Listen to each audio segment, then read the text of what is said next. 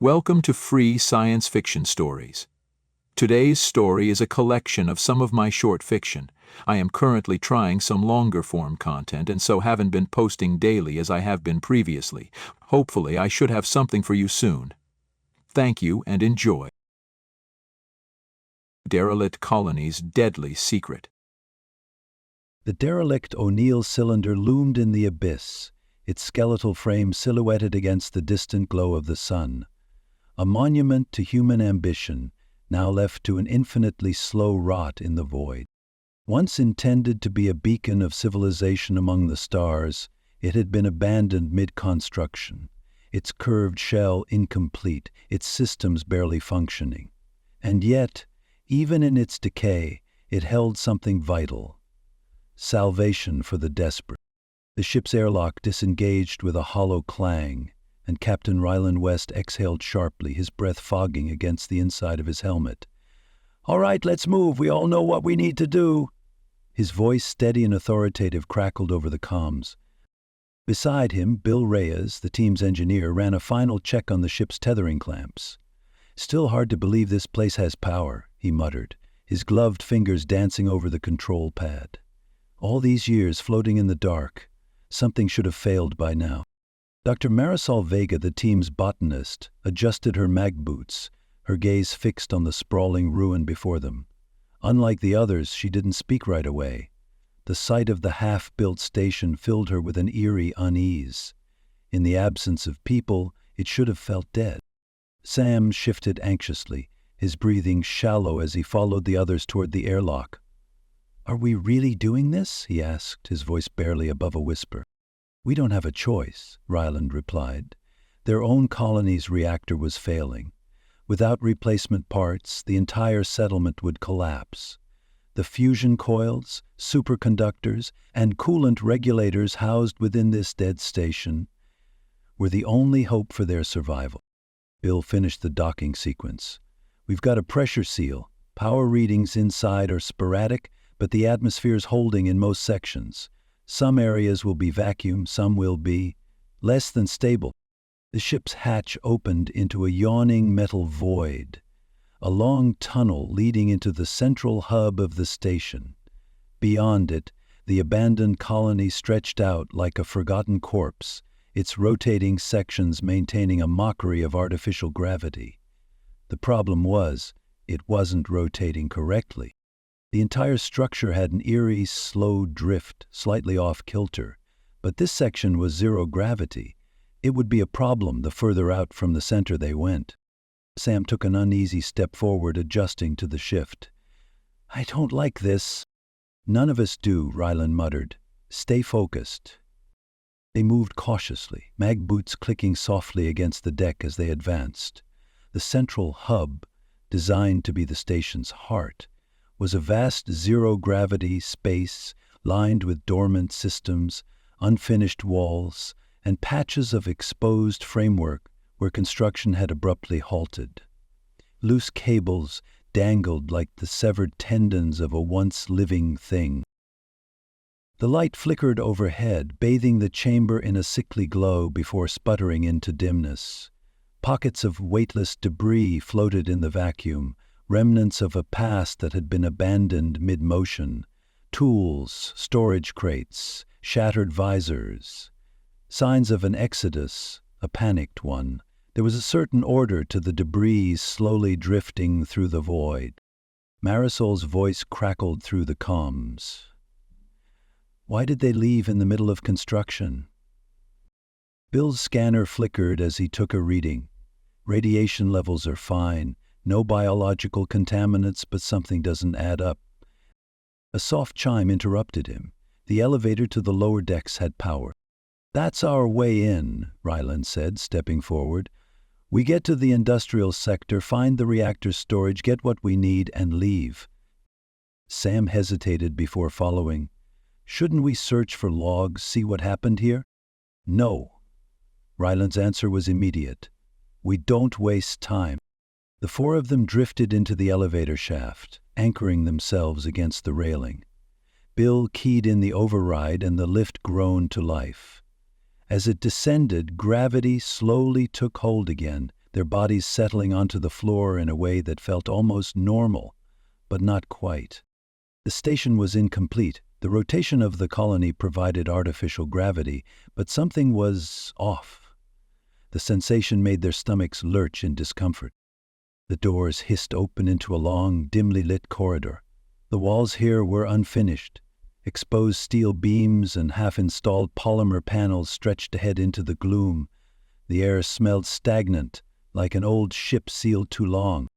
Although they had their helmets on, they weren't using their oxygen in sections that still held atmosphere. Their helmet lights cut through the murk, revealing corridors that looked both lived in and abandoned. Bill bent down near a bulkhead, running his scanner over the metal. "What the heck?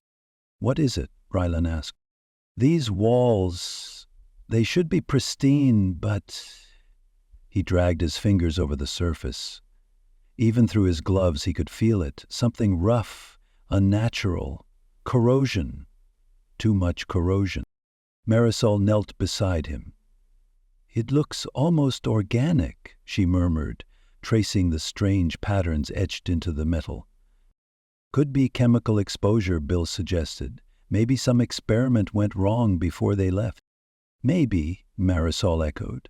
They pressed forward. The further they walked, the worse the signs of decay became. Metal beams sagged under stress. Conduits that should have been pristine were riddled with hairline fractures. Some sections of the station were completely open to the void, hastily sealed off by emergency bulkheads. "We're walking through a graveyard with no bodies," Sam muttered, his fingers tightening around his weapon. They approached a junction where a storage room had been hastily barricaded. Crates were stacked in a makeshift blockade, but whatever had been intended to keep out was long gone. The door had been pried open. Rylan signaled for silence as he stepped inside. The space was dark. The only sound the faint hum of failing ventilation. Their helmet lights revealed something scattered across the floor. Empty spacesuits. At first it looked like discarded gear. Then they noticed the helmets were still sealed. Marisol took a slow step forward, her breath hitching. "There are no bodies." The suits weren't torn. They weren't burned. It was as if whatever had been inside them had simply vanished. Bill muttered a curse, his grip tightening around his scanner. "We shouldn't be here." "We get the parts and go," Rylan reminded them. But even he felt it now. Something had happened here. They exited the room in silence, their footsteps now wary, their movements more deliberate. Ahead, the corridor stretched toward the reactor's storage sector, their destination. Beyond it, the silence felt different. Maybe it was just the pressure difference in this section. Then, in the farthest recess of the station, so faint it could have been the ship's failing systems or a trick of the mind, a whistle. Soft, faint, almost like a distant song. Marisol froze. "Did you hear that?" No one spoke, but they all had. Ahead, the darkness stretched onward. The corridor stretched ahead in eerie silence, its dim emergency lights flickering like dying embers. The further they ventured into the colony, the more the unease in Rylan's gut solidified into something heavier. The station wasn't just abandoned, it was repurposed. Bill moved cautiously, his scanner flickering erratically.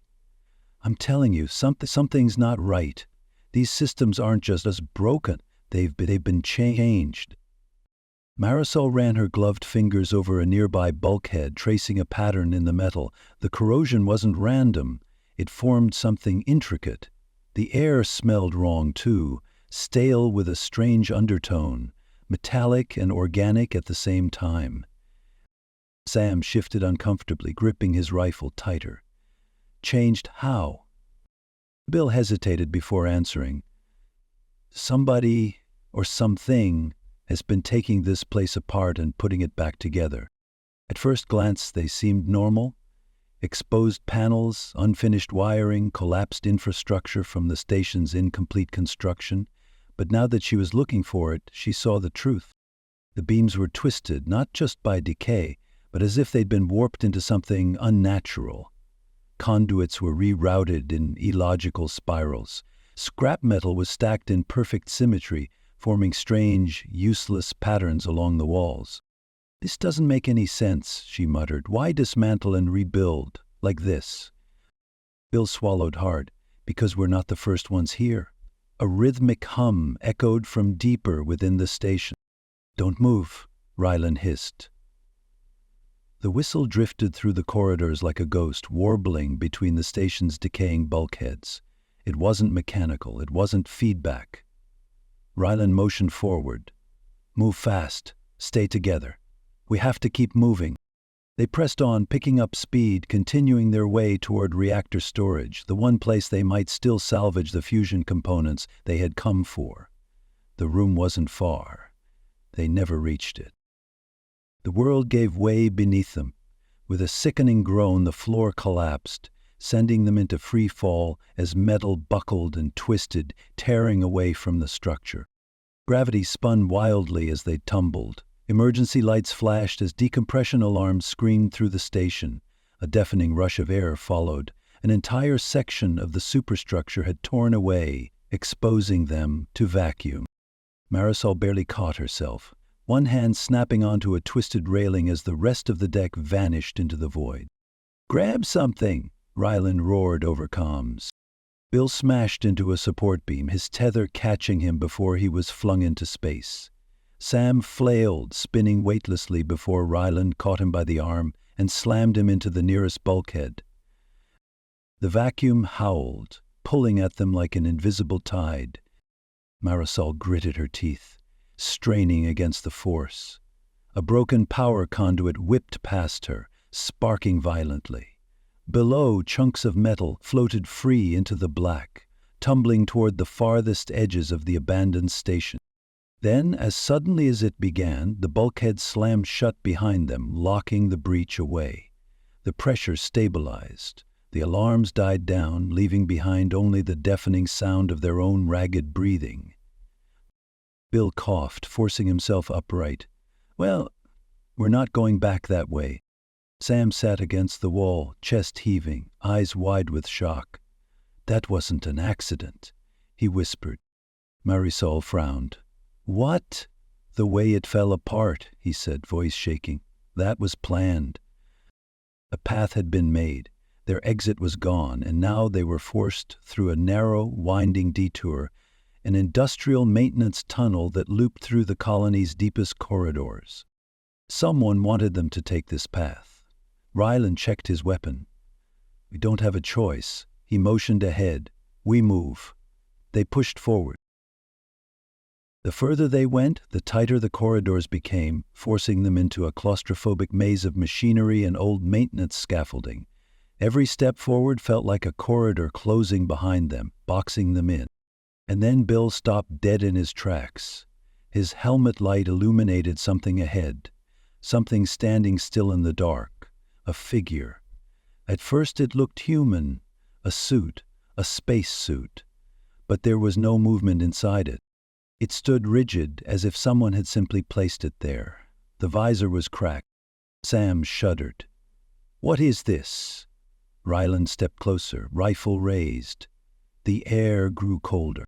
The visor reflected their lights, revealing the thing inside the suit, or what was left of it.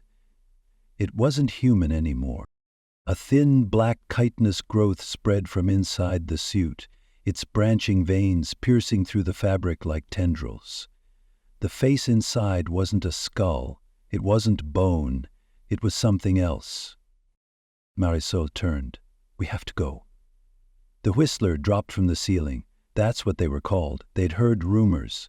The death of the lunar operations, but nothing concrete. It struck in an instant, 3 arms flashing as it slammed into Bill, dragging him into the dark. Sam screamed. Rylan fired, the round slamming into its chitinous hide, but the thing barely staggered before darting into the shadows. Bill's voice cutting off as it pulled him away. "Bill!" Marisol lunged forward, but Rylan caught her, shoving her back. "Move!" he ordered, dragging them down the corridor. The shadows came alive around them. The first wasn't alone. More of them moved just beyond the light, their pyramid-like heads tilting in eerie synchronization. Rows of eyes shimmered in the dim glow of the failing station lights. One of them stepped forward. It moved wrong, too smooth, too precise. Its hands flexed, blade-like fingers clicking against the walls, testing them. Then it lunged. The corridor became a killing ground. Ryland fired in controlled bursts, driving the creatures back as they scrambled for higher ground. Sam threw a shock charge, its electrical pulse arcing through the metal walls and stunning one of the whistlers long enough for Marisol to shove it back. They ran, boots slamming against the grated floor, weaving through twisted passageways that bent in unnatural angles, strange tunnels made with alien logic. They were designed this way. Marisol's breath caught. They built this. Ryland didn't answer. They had to keep moving. They reached a supply chamber, slamming the door shut behind them. Ryland locked the panel, his hands shaking. Sam collapsed, his face pale, drenched in sweat. "Bill's gone," he whispered. Silence. Marisol's breathing was ragged as she forced herself to stand. "The reactor parts, where are they?" They turned to the supply crates, the ones they had risked their lives for. Ryland pulled open the first one and froze. Inside, the fusion components were intact, but wrong. Each one had been carefully dismantled and reassembled to look right at first glance, but were wrong. The circuits were rewired to fail, the coils were corrupted, the coolant tainted. The whistlers had let them find the parts, let them believe they had a reason to press on. The realization sank in. They were never meant to leave. The station had been a trap all along. The mission had failed. Now all they had to escape with their lives. The corridors vibrated with the distant hum of machinery, a low, mechanical breath that should have been reassuring. It wasn't.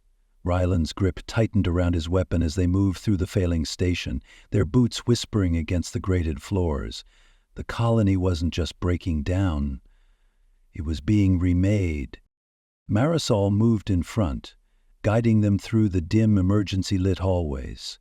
Sam followed, still rattled, clutching his rifle like a lifeline. They had lost Bill. The mission was a failure. And yet, they had no choice but to keep moving. Ryland checked their surroundings. They had entered the central hub, a massive circular control chamber meant to oversee the entire colony's life support and industrial systems, the beating heart of the station. It should have been their safest refuge. Instead, it felt like a mausoleum. Marisol gasped, "Oh, no." Ryland followed her gaze. The walls had changed. What should have been sleek, unfinished steel was now veined with black chitin, glistening with bioluminescent fluid. Structures that had once been walkways and control consoles had been reshaped, fused into grotesque organic metal hybrids. And at the center, growing like a tumorous mass, was the machine. It was massive, a pulsating construct of interwoven alien tendrils and machinery. Cables snaked from it, burrowing into the colony's power grid like parasites. The whistlers were building something. The structure pulsed rhythmically, a deep, throbbing hum filling the chamber. Energy surged through it, feeding whatever it was becoming. "Well, pretty sure that doesn't come standard," Sam whispered. Marisol approached cautiously, brushing dust from a terminal. The old human tech was still partially functional, flickering to life under her fingers. She began cycling through logs, power readouts, sensor feeds, anything that could tell them what the whistlers were doing. Then she froze. "Ryland," she murmured, "these readings are insane." Sam backed up, shaking his head. "That thing is... What? A generator? A weapon?" Ryland stared at the structure, its surface rippling slightly, as though alive. "We don't stay to find out," he said. Then the whistling began, the doors sealed shut behind them, and the whistlers descended. The first dropped from the ceiling, landing with graceful, inhuman precision. The others emerged from shadows, peeling away from the walls, stepping into the eerie glow of their grotesque creation. Marisol barely had time to pull back as the nearest whistler lunged, its bladed limbs flashing toward her. Ryland fired. The shot slammed into its exoskeleton, staggering it but not stopping it. The creature adjusted, tilting its head, as if recalculating the fight in real time. Sam opened fire, rounds tearing through the creatures. But they moved fast, too fast, darting between columns, using the environment like trained hunters. Ryland took down one with a shot to the neck, the alien gurgling as blue-green fluid sprayed onto the floor. The low-pressure environment causing their fluid to spray out in a high-pressure stream. Another came from the side. He barely dodged in time. Marisol was forced back against the terminal, her torch igniting in a desperate attempt to keep the creatures at bay. The lights flickered, the power surged, and the machine came alive. The mass at the center of the chamber flared, tendrils unfurling as the energy flowing through it spiked. The whistlers stopped attacking. They fell silent, watching. Then, in a slow, deliberate movement, they stepped back. Not retreating, but waiting. The machine's pulse deepened. Marisol's screen glitched. Then they heard it. A voice, not human, not even Whistler. Ryland's stomach twisted. Then we destroy it. Sam barely had time to react before Ryland grabbed a high-yield charge from his pack. The whistlers moved. Too late. Ryland hurled the explosive into the mass of writhing cables and fired. The explosion ripped through the chamber. The scant atmosphere in the station muffled the flames. The machine detonated, sending a wave of heat and shrapnel that tore apart the whistlers closest to it.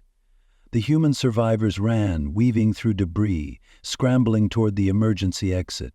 Behind them the station groaned, power failing section by section as the destruction spread.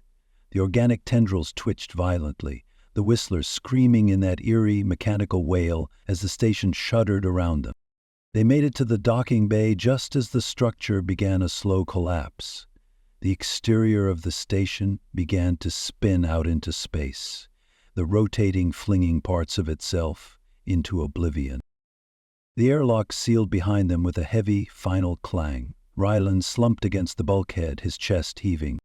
Marisol stared out the viewport as their ship pulled away. The colony's central hub was failing, sparks flaring as power grids overloaded, entire sections shutting down. Lights winking out, then going dark forever.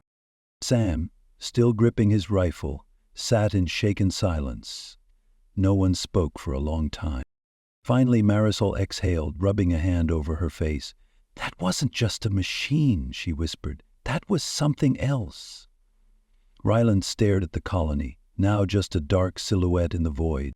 The whistlers had been building something, and they had interrupted it. But for what purpose? And more importantly, had they stopped it?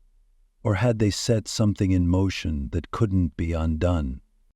The ship vanished into the dark, leaving the ruined colony behind. Somewhere deep within its failing systems, the last remnants of the Whistler's creation pulsed. One final time. High ground. The cargo elevator groaned under the weight of men and machinery, its aged steel frame rattling with every lurch upward. Outside, the wind howled, slamming against the lattice walls of the spire. The ruined world below was swallowed by mist, leaving only the sharp vertical lines of the skeletal superstructure visible. At over 26,000 feet, the air was thin and biting cold, even through the soldiers' combat suits. Cade leaned against the side rail, his dark eyes scanning his team. Martel was nearest to him, her new power armor faintly humming with the effort of regulating her oxygen supply. The advanced suit made her look formidable. Thicker plating, integrated jump thrusters, and an enhanced HUD, but her shifting stance betrayed her nerves. "Relax," Cade said, his voice calm but firm. "That suit's built for worse than this." Martel glanced at him, her lips tight. "It's not the suit I'm worried about. It's the contents." Further back, Jansen hunched over his sniper rifle, running his hands over the railgun's sleek, carbon-back frame. "You know," he muttered, his tone an awkward mix of humor and dread, This has to be the worst place to fight aliens.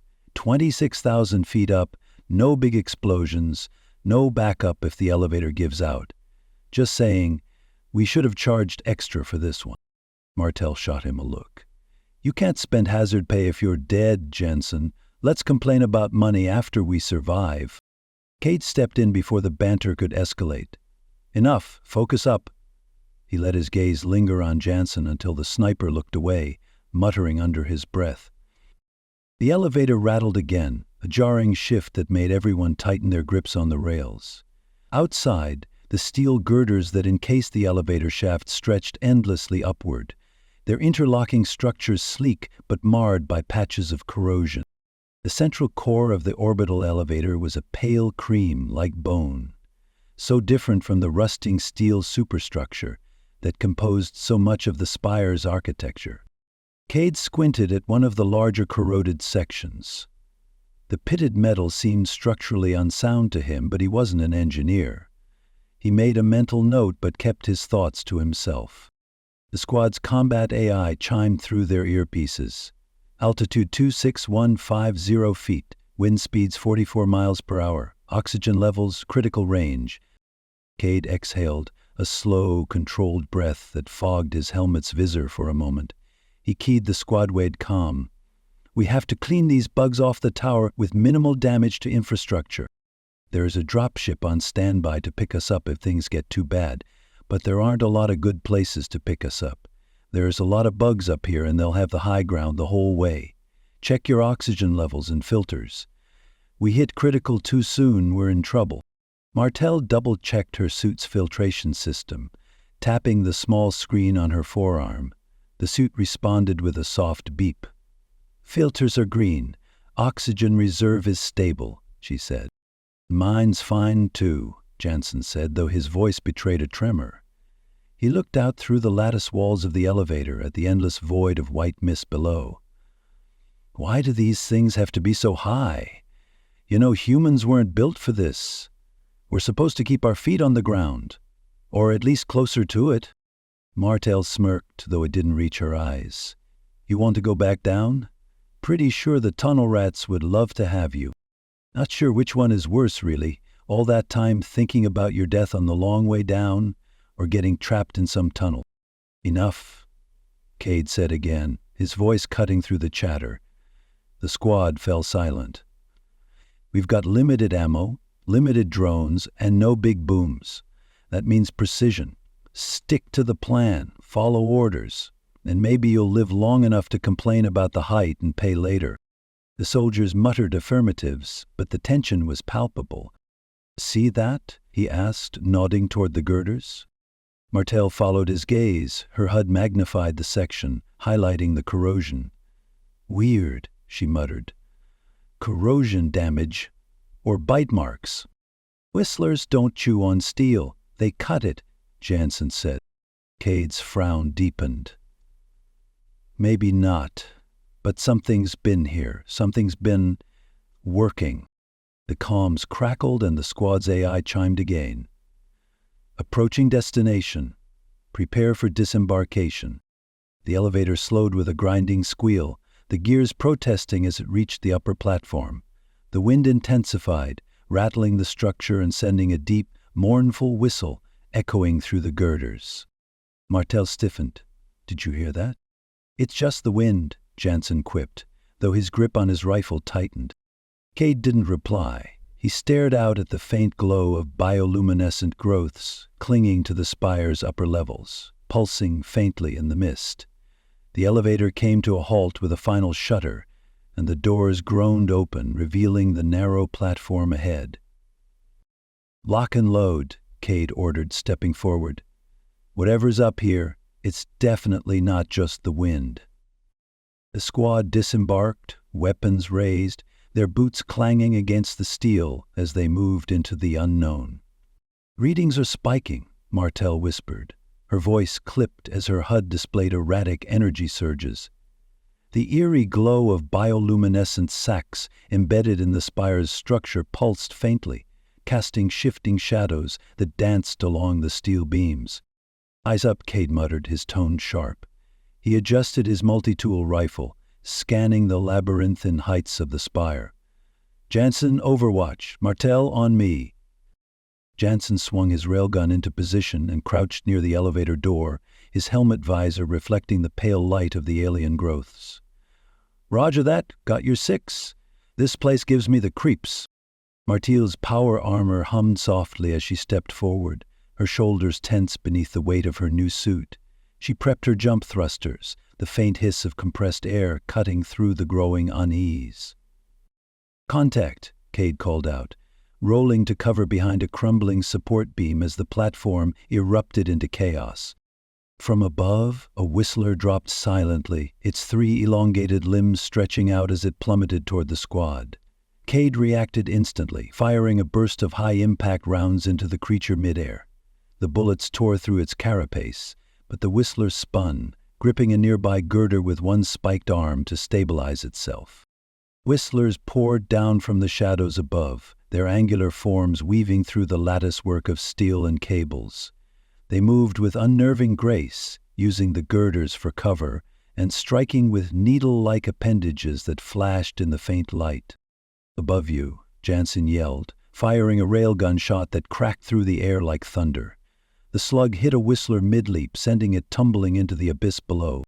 Martel's thrusters ignited, launching her upward to engage a pair of whistlers perched on a high beam.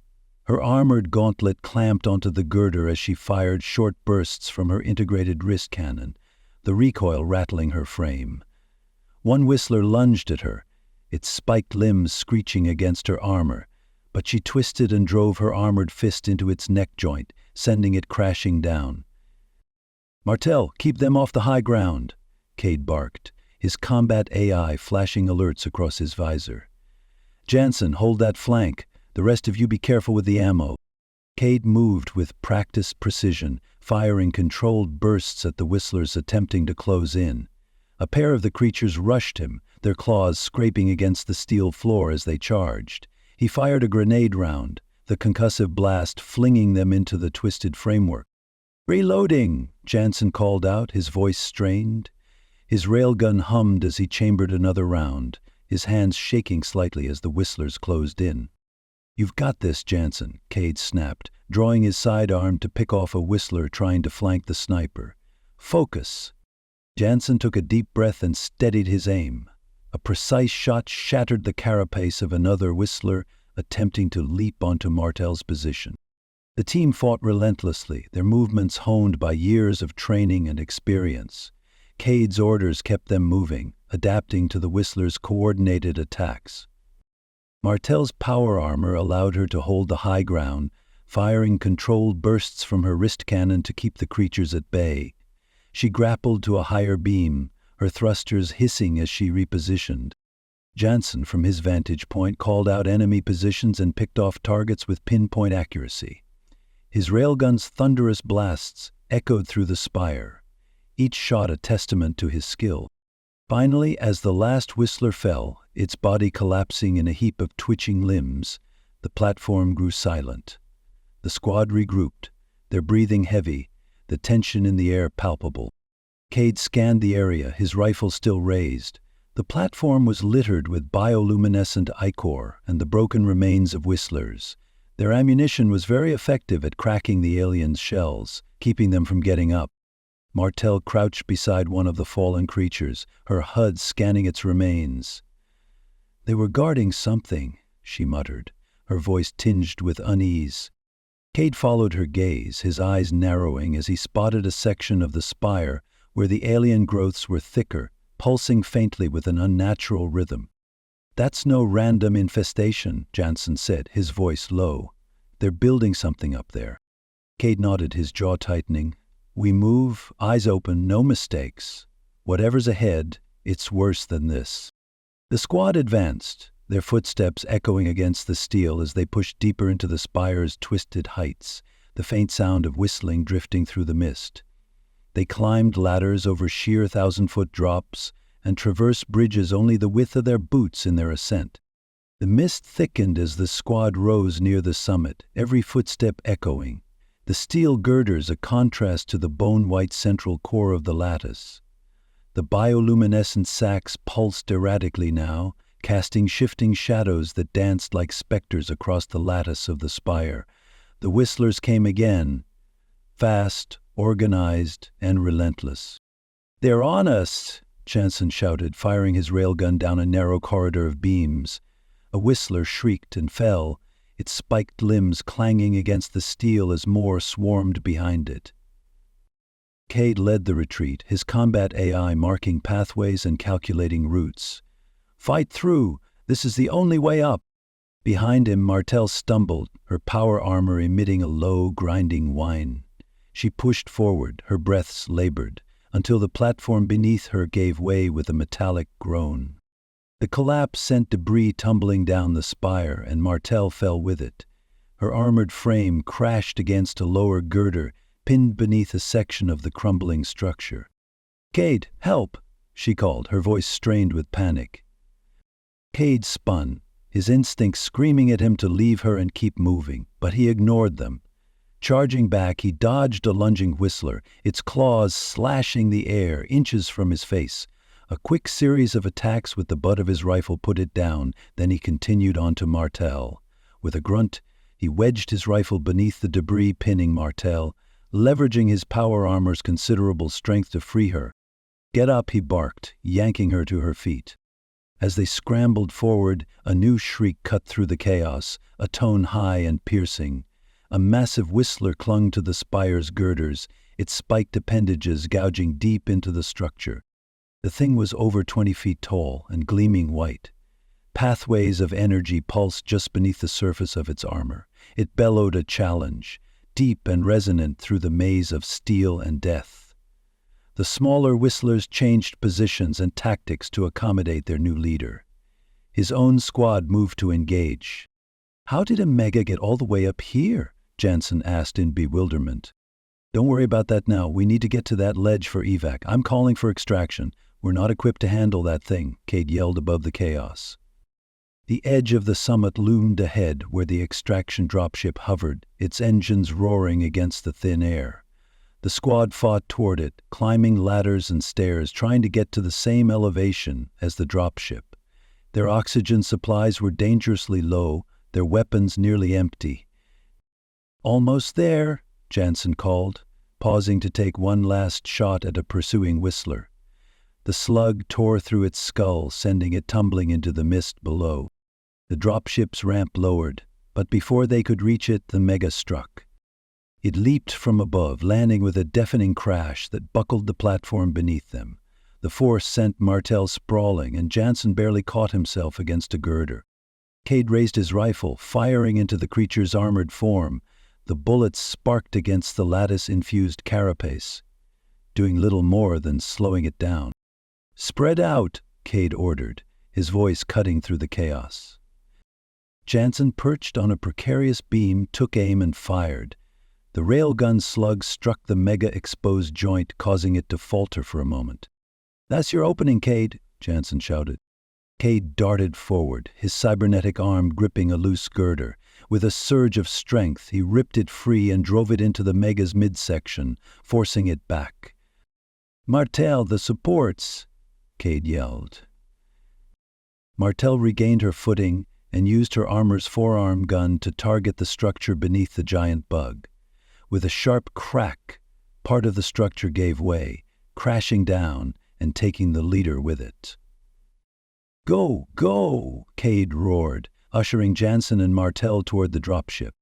The remaining whistlers swarmed, skittering across the beams, their shrieks echoing in the mist. Martel scooped up a fragment of the mega's shell as she ran. The squad fired their last rounds, holding them off long enough to climb onto the ramp.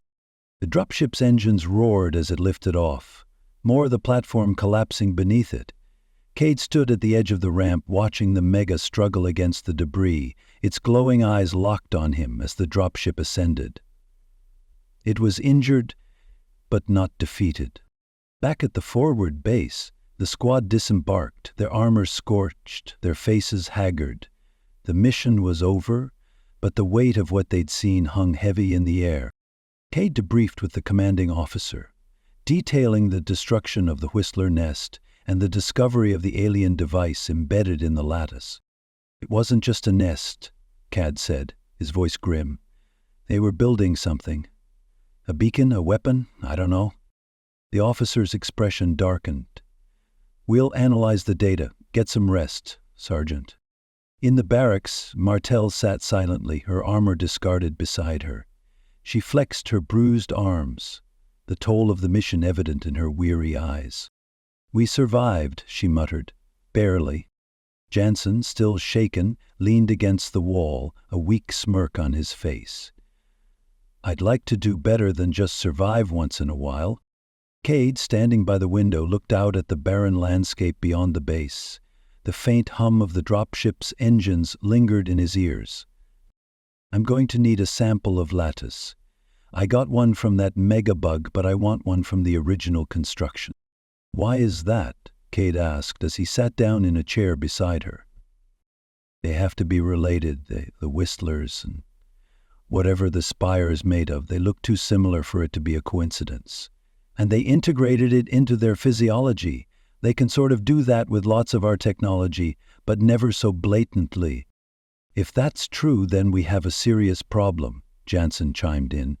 'Cause we've only known about whistlers for like a year, and that tower started being built 30 years ago.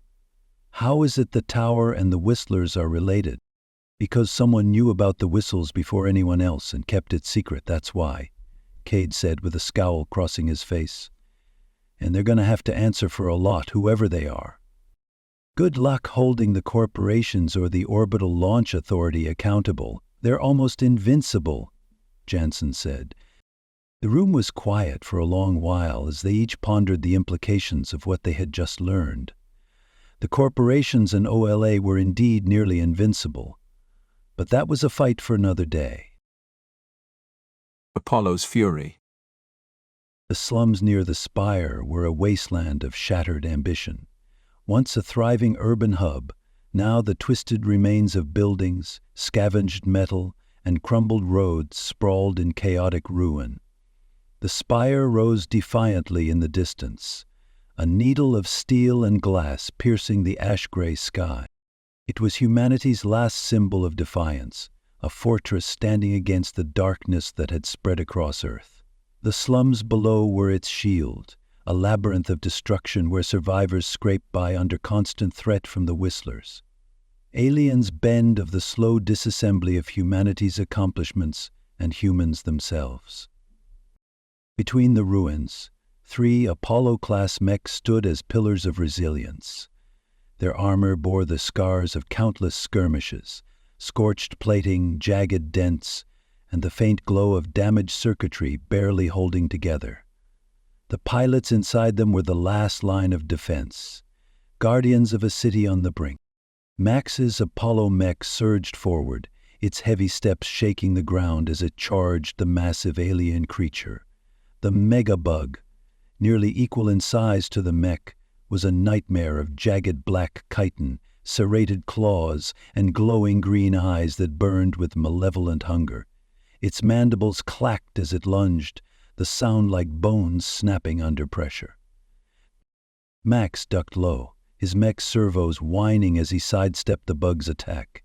In one fluid motion he brought his sword, a gleaming 2-ton slab of alloyed steel, up in a brutal arc. The blade pierced the megabug's throat, slicing through its reinforced carapace in a shower of bioluminescent gore. The creature thrashed, its spiked legs clawing at Max's mech, trying to find purchase. "Hold still," Max growled through gritted teeth. He twisted the blade, the bug's screeches turning into a grotesque gurgle. Without hesitation, he ignited his mech's flamethrowers, bathing the creature in a torrent of searing fire.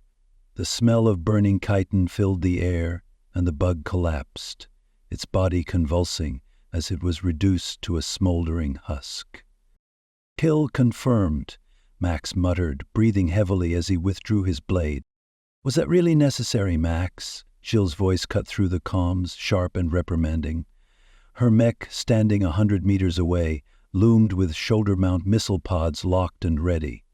The rifle in her mech's hands scanned the wreckage for any remaining threats. "You just wasted half your fuel reserves on a bug that was already dying." "Necessary?" Max shot back, maneuvering his mech into a defensive stance. Yes, it was necessary. I saved you from having to fire another one of those expensive rockets. Don't be reckless, Jill snapped. We can't afford to lose another mech because you want to show off. Stick to the plan. Max grunted but said nothing, his frustration evident in the way his mech moved. Even behind all that steel, it was hard to mask body language. From his perch atop a ruined chunk of skyscraper, Will broke the tension.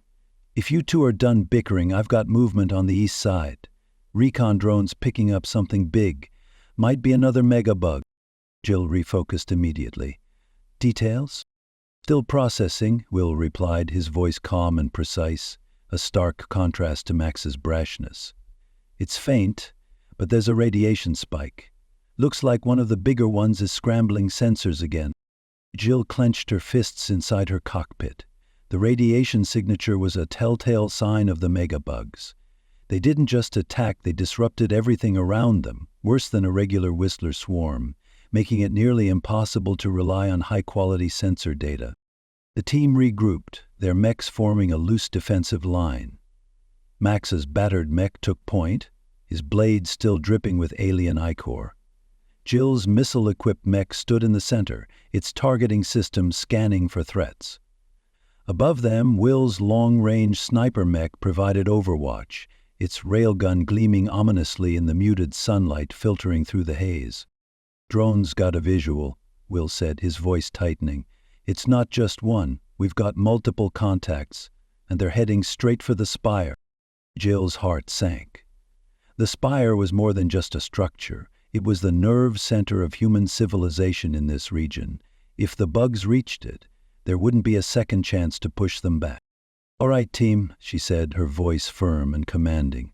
We intercept. Max, you're on point. Will, keep eyes on the swarm and take out priority targets. I'll provide cover fire. Watch your surroundings. They love to use these debris fields against us. Copy that, Max said, his tone more focused now. Understood, Will added, his railgun already shifting to track the incoming threats. The trio moved as one, their mechs navigating the uneven terrain of the slums with practiced ease. The ground was littered with rubble, shattered glass, and the skeletal remains of buildings that once housed thousands. Every shadow, every crevice felt like a potential ambush point. The silence was deafening, broken only by the hum of their mechs' power cords and the distant rustle of shifting debris. Max's grip tightened on his controls as he scanned the wreckage ahead. His instincts, honed from countless battles, told him the enemy was close. Stay sharp, Jill said, her voice low.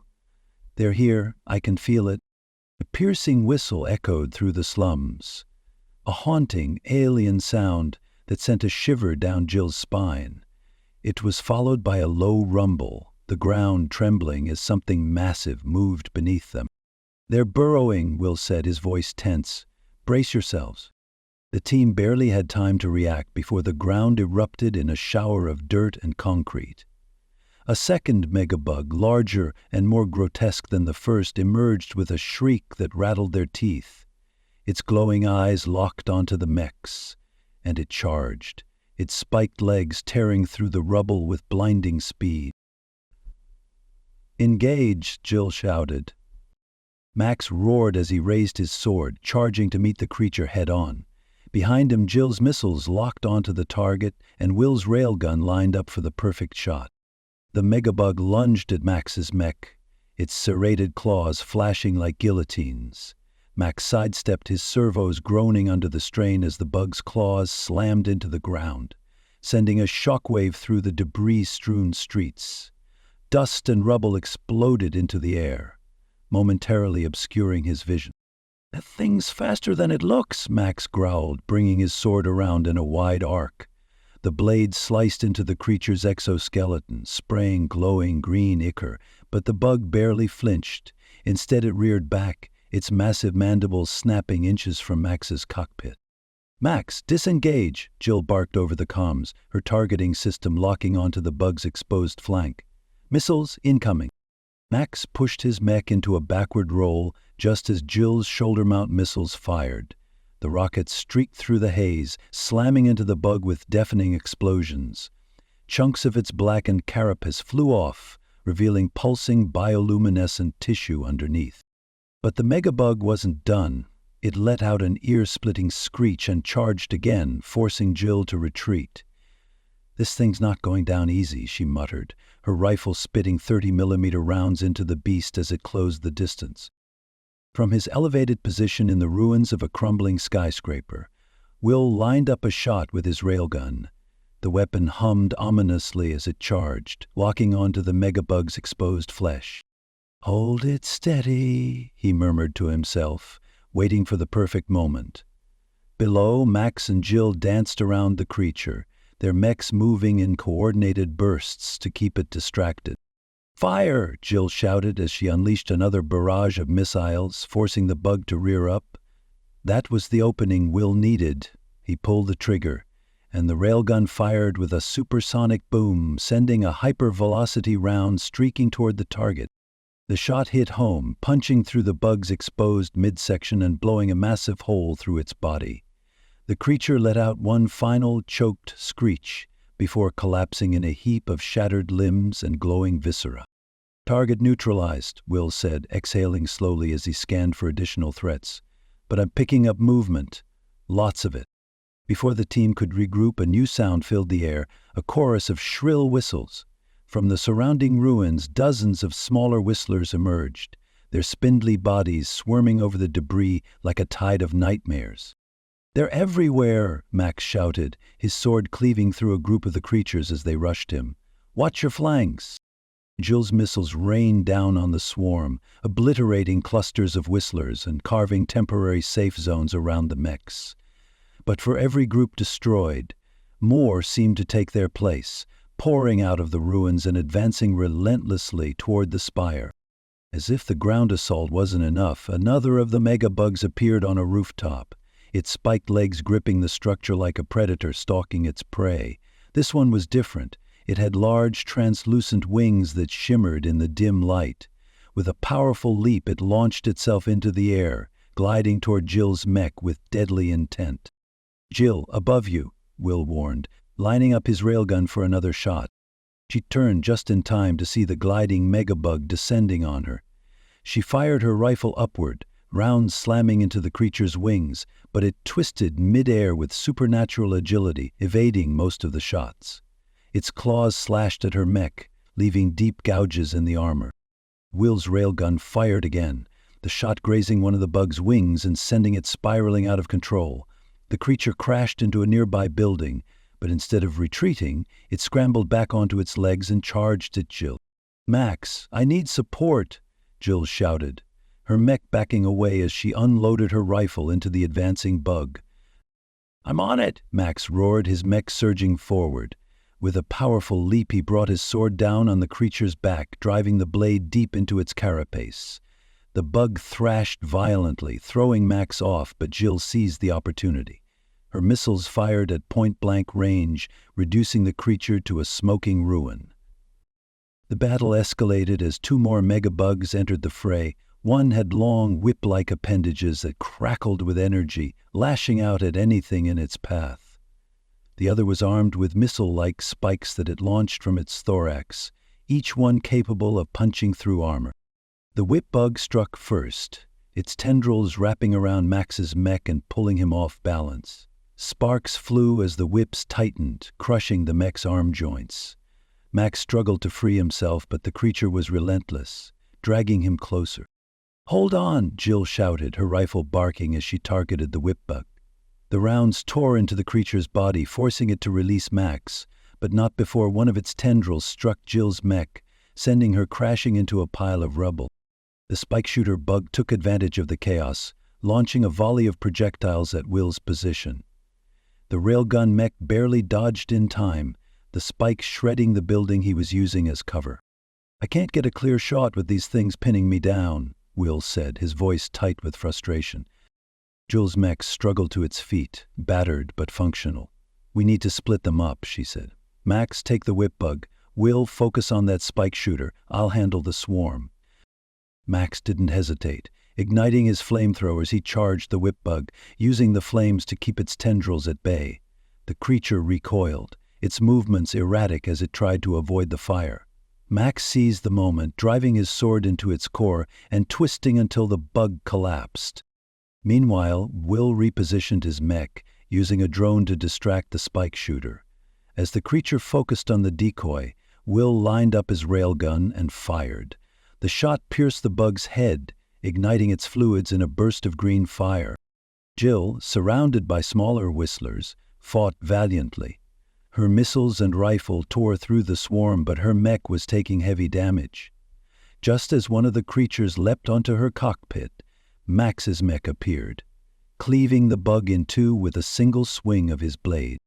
"Thanks," Jill said, her voice strained. "Anytime," Max replied, panting as his mech's systems flagged critical damage. "Will!" Jill shouted, her mech rushing to cover him. "Status!" "Railgun's down, legs are shot," Will replied, his voice strained. "I'm out of the fight." Before Jill could respond, the whip-bug made its final move. With its remaining tendrils, it lashed out at Max, pinning his mech against a collapsed building. Sparks flew as the tendrils crushed his armor, and warning sirens blared inside his cockpit. "I'm not done yet," Max roared, driving his sword into the bug's head. The creature let out a guttural screech, but its grip didn't loosen. Jill acted quickly, firing a barrage of missiles at the whip bug. The projectiles struck true, obliterating the creature and freeing Max. But the blast also sent his mech crashing to the ground. Smoke and sparks poured from its joints, and Max's comms went silent. "Max, respond," Jill said, panic creeping into her voice. After a tense moment, Max's voice crackled through the comms. "Still here," he said, coughing, "but my mech's done." Jill looked at the ruins around them, the bodies of the megabugs scattered amidst the rubble. The cost of their victory was written in the damage to their mechs and the toll on their team. But the spire still stood, and humanity's fragile foothold had been defended. For now, the battlefield was a smoking ruin, the twisted remains of mechs and alien bodies scattered amidst the rubble of the slums. The missile bug, the last of the megabugs, screeched as it attempted to retreat, its jagged abdomen sparking with damage. Jill refused to let it escape. "Max, can you move?" she called over the comms, her voice steady despite the exhaustion. Max's battered mech limped forward, its servos whining with every step. His sword arm hung uselessly, but his flamethrowers were still operational. "Barely," he replied, his voice strained. "But I've got one last shot." Jill fired a burst from her 30mm rifle, shredding the bug's rear legs and forcing it to collapse. As the creature struggled to rise, Max staggered closer and unleashed a torrent of flames, engulfing it in a searing inferno. The bug writhed, its bioluminescent blood splattering everywhere, before finally going still. Jill scanned the battlefield from her cockpit, her mech's systems running on emergency power. Max's mech stood motionless, its frame scorched and armor shredded. Warning lights blinked erratically across its surface, and the cockpit hatch hissed open. Max tumbled out, collapsing onto the ground. "Max!" Jill shouted, quickly dismounting her mech and rushing to his side. His face was pale, blood trickling from a gash across his face. "Stay with me," she urged, checking his vitals. Max managed a weak grin. "Told you I had one last shot," he said before coughing violently. His voice was faint, but the stubborn determination in his eyes was still there. Meanwhile, Will's sniper mech stood slumped against a crumbling wall, its legs twisted and railgun cracked from the earlier ambush. "Sniper's out of commission," Will said over the comms, his voice tinged with frustration. "But I'm alive. That's got to count for something." "Of course it does," Jill replied. "Hang tight. Recovery teams are on their way." Jill climbed back into her mech, her movements slow and deliberate as the weight of the battle settled over her. From the cockpit, she surveyed the ruins of the slums. Smoke curled into the sky, blotting out the distant spire's lights, which flickered faintly through the haze. Bodies of whistlers littered the ground, their bioluminescent blood glowing eerily in the shadows. The spire still stood, a testament to their resilience, but the cost of its survival was etched into the devastation surrounding it. The slums were barely habitable before, but now they were reduced to rubble. And for what? Jill couldn't shake the thought that the Whistlers would return, stronger and more relentless than before. "This isn't sustainable," she muttered, her voice barely audible. The Whistlers' adaptability and coordination were unlike anything humanity had faced. If every battle cost this much, how long could they hold the line? The recovery teams arrived, their transports descending like weary angels onto the battlefield. Medics swarmed around Max, stabilizing him and preparing him for evacuation. Will's mech was carefully hoisted onto a transport, its damaged railgun dangling like a broken limb. Jill returned in her cockpit, her mech standing vigil over the wreckage. The weight of command pressed heavily on her shoulders, but she couldn't falter. Not now. As the transport carrying Max lifted off, Jill keyed her comms. "We held the line today," she said, addressing both her remaining team and the evac crews. "Let's make sure it counts." She turned her gaze back to the spire one last time. Against the horizon, its silhouette stood tall amidst the smoke and ruin, a symbol of humanity's stubborn refusal to fall. Her mech's servos whined as she turned toward the evacuation point, her steps slow but deliberate. The battlefield grew smaller in her rear cameras, but the weight of the fight lingered in her chest. Victory came at a price, but it was a price they were willing to pay. And when the Whistlers returned, Jill would be ready to face them again. As the sun set over the shattered city, the spire's lights flickered, defiantly piercing the encroaching darkness. Cast adrift. Cast adrift. Darkness stretched in every direction, absolute and endless. For a moment there was no up or down, no sense of self, just a yawning abyss. A distant throb of a concussion creeping through his skull. His chest felt heavy, as though a great weight pressed down on him. His breath came in short, shallow gasps. Then awareness crashed in all at once. Something was wrong. Terribly wrong. Lieutenant Carson's eyes snapped open, and his stomach lurched. He was spinning, weightless and untethered, the stars streaking across his visor in a dizzying blur. A wave of nausea rolled through him, but worse than that was the disorientation, the primal, suffocating terror of having no ground beneath him, no way to tell which direction was up or down. His HUD flashed angry red warnings across his vision. Oxygen, low, 27%. Suit integrity, compromised, seal holding. Radio, offline, transmission failure. Debris tumbled past him in slow motion. Twisted fragments of metal plating, shattered solar panels, the skeletal remains of Beta Station, the outpost he had called home. A massive rupture had torn through its structure, exposing skeletal beams and dark, gaping voids where there should have been walls. Fires flickered in the distance, dim and ghostly in the vacuum. The explosion hadn't been minor. Something catastrophic had happened, and he was adrift. Carson's tether had been severed, the frayed end floating uselessly beside him, nothing to anchor him to safety. His stomach twisted at the realization. He was tumbling away from the station, momentum pulling him further into deep space. No, no, no. He clenched his fists, forcing himself to breathe, to think. Panicking would kill him faster than the vacuum. His hands instinctively moved over his suit, checking for further damage. No breaches, no depressurization. Yet. His utility belt was still intact, and his magnetic grapple was clipped to his waist. He had to find a way back. He tried his radio. Nothing. Carson twisted, reaching for his utility belt, fingers fumbling against the compartment where his suit radio wiring lay exposed. The explosion must have knocked some wires loose, leaving him in eerie, suffocating silence. He needed to fix it. Fast. His fingers trembled as he peeled back layers of circuitry. the micro-wiring barely visible in the dim emergency glow of his HUD. He had to use the small camera on the end of his multi-tool to make repairs. The communications module was located in the backpack-like unit that also housed most of the electronics and life support systems. The silence pressed against him.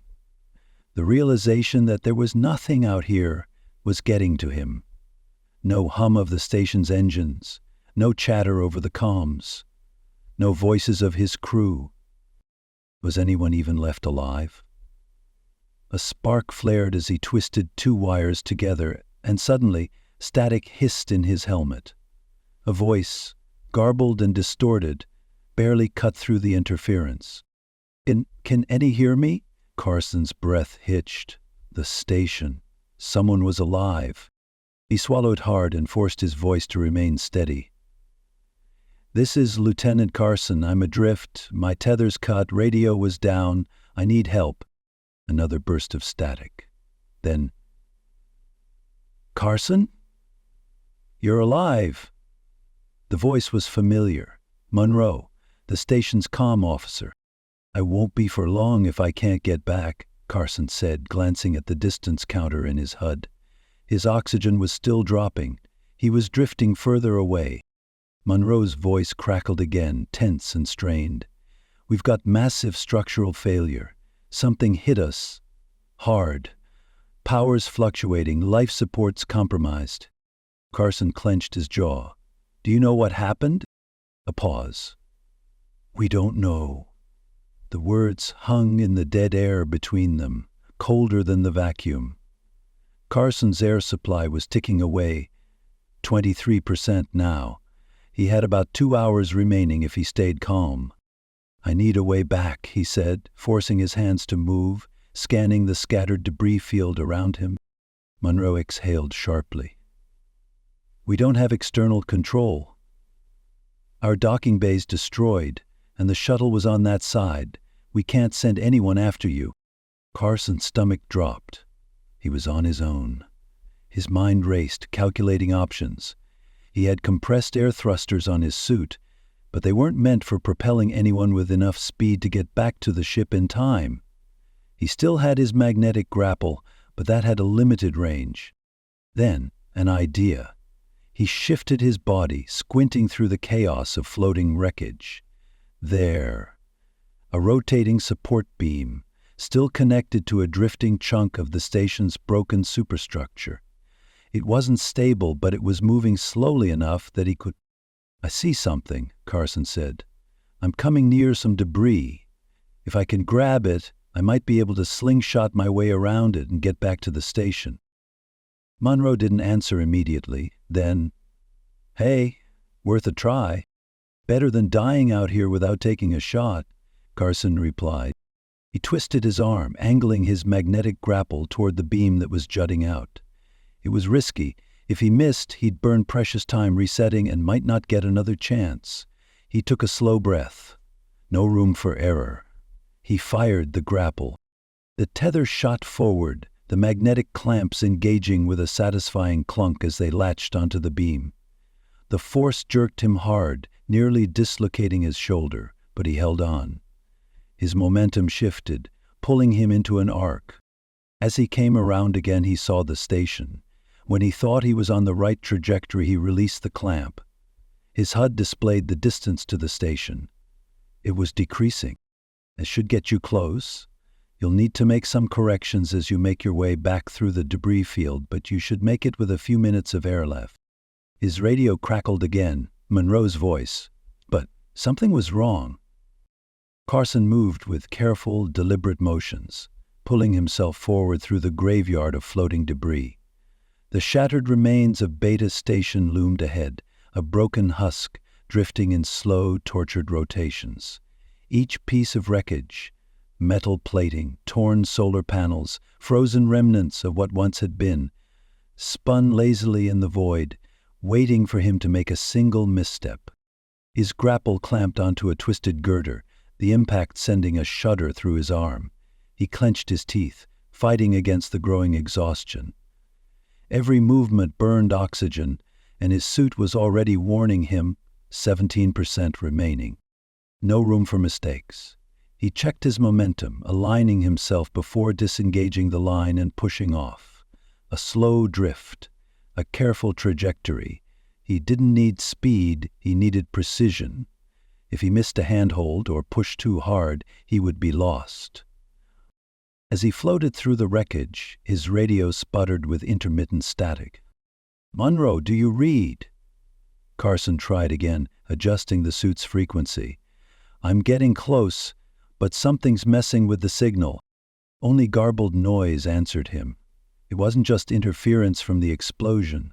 The closer he got, the worse it became, as if something was actively drowning the signal.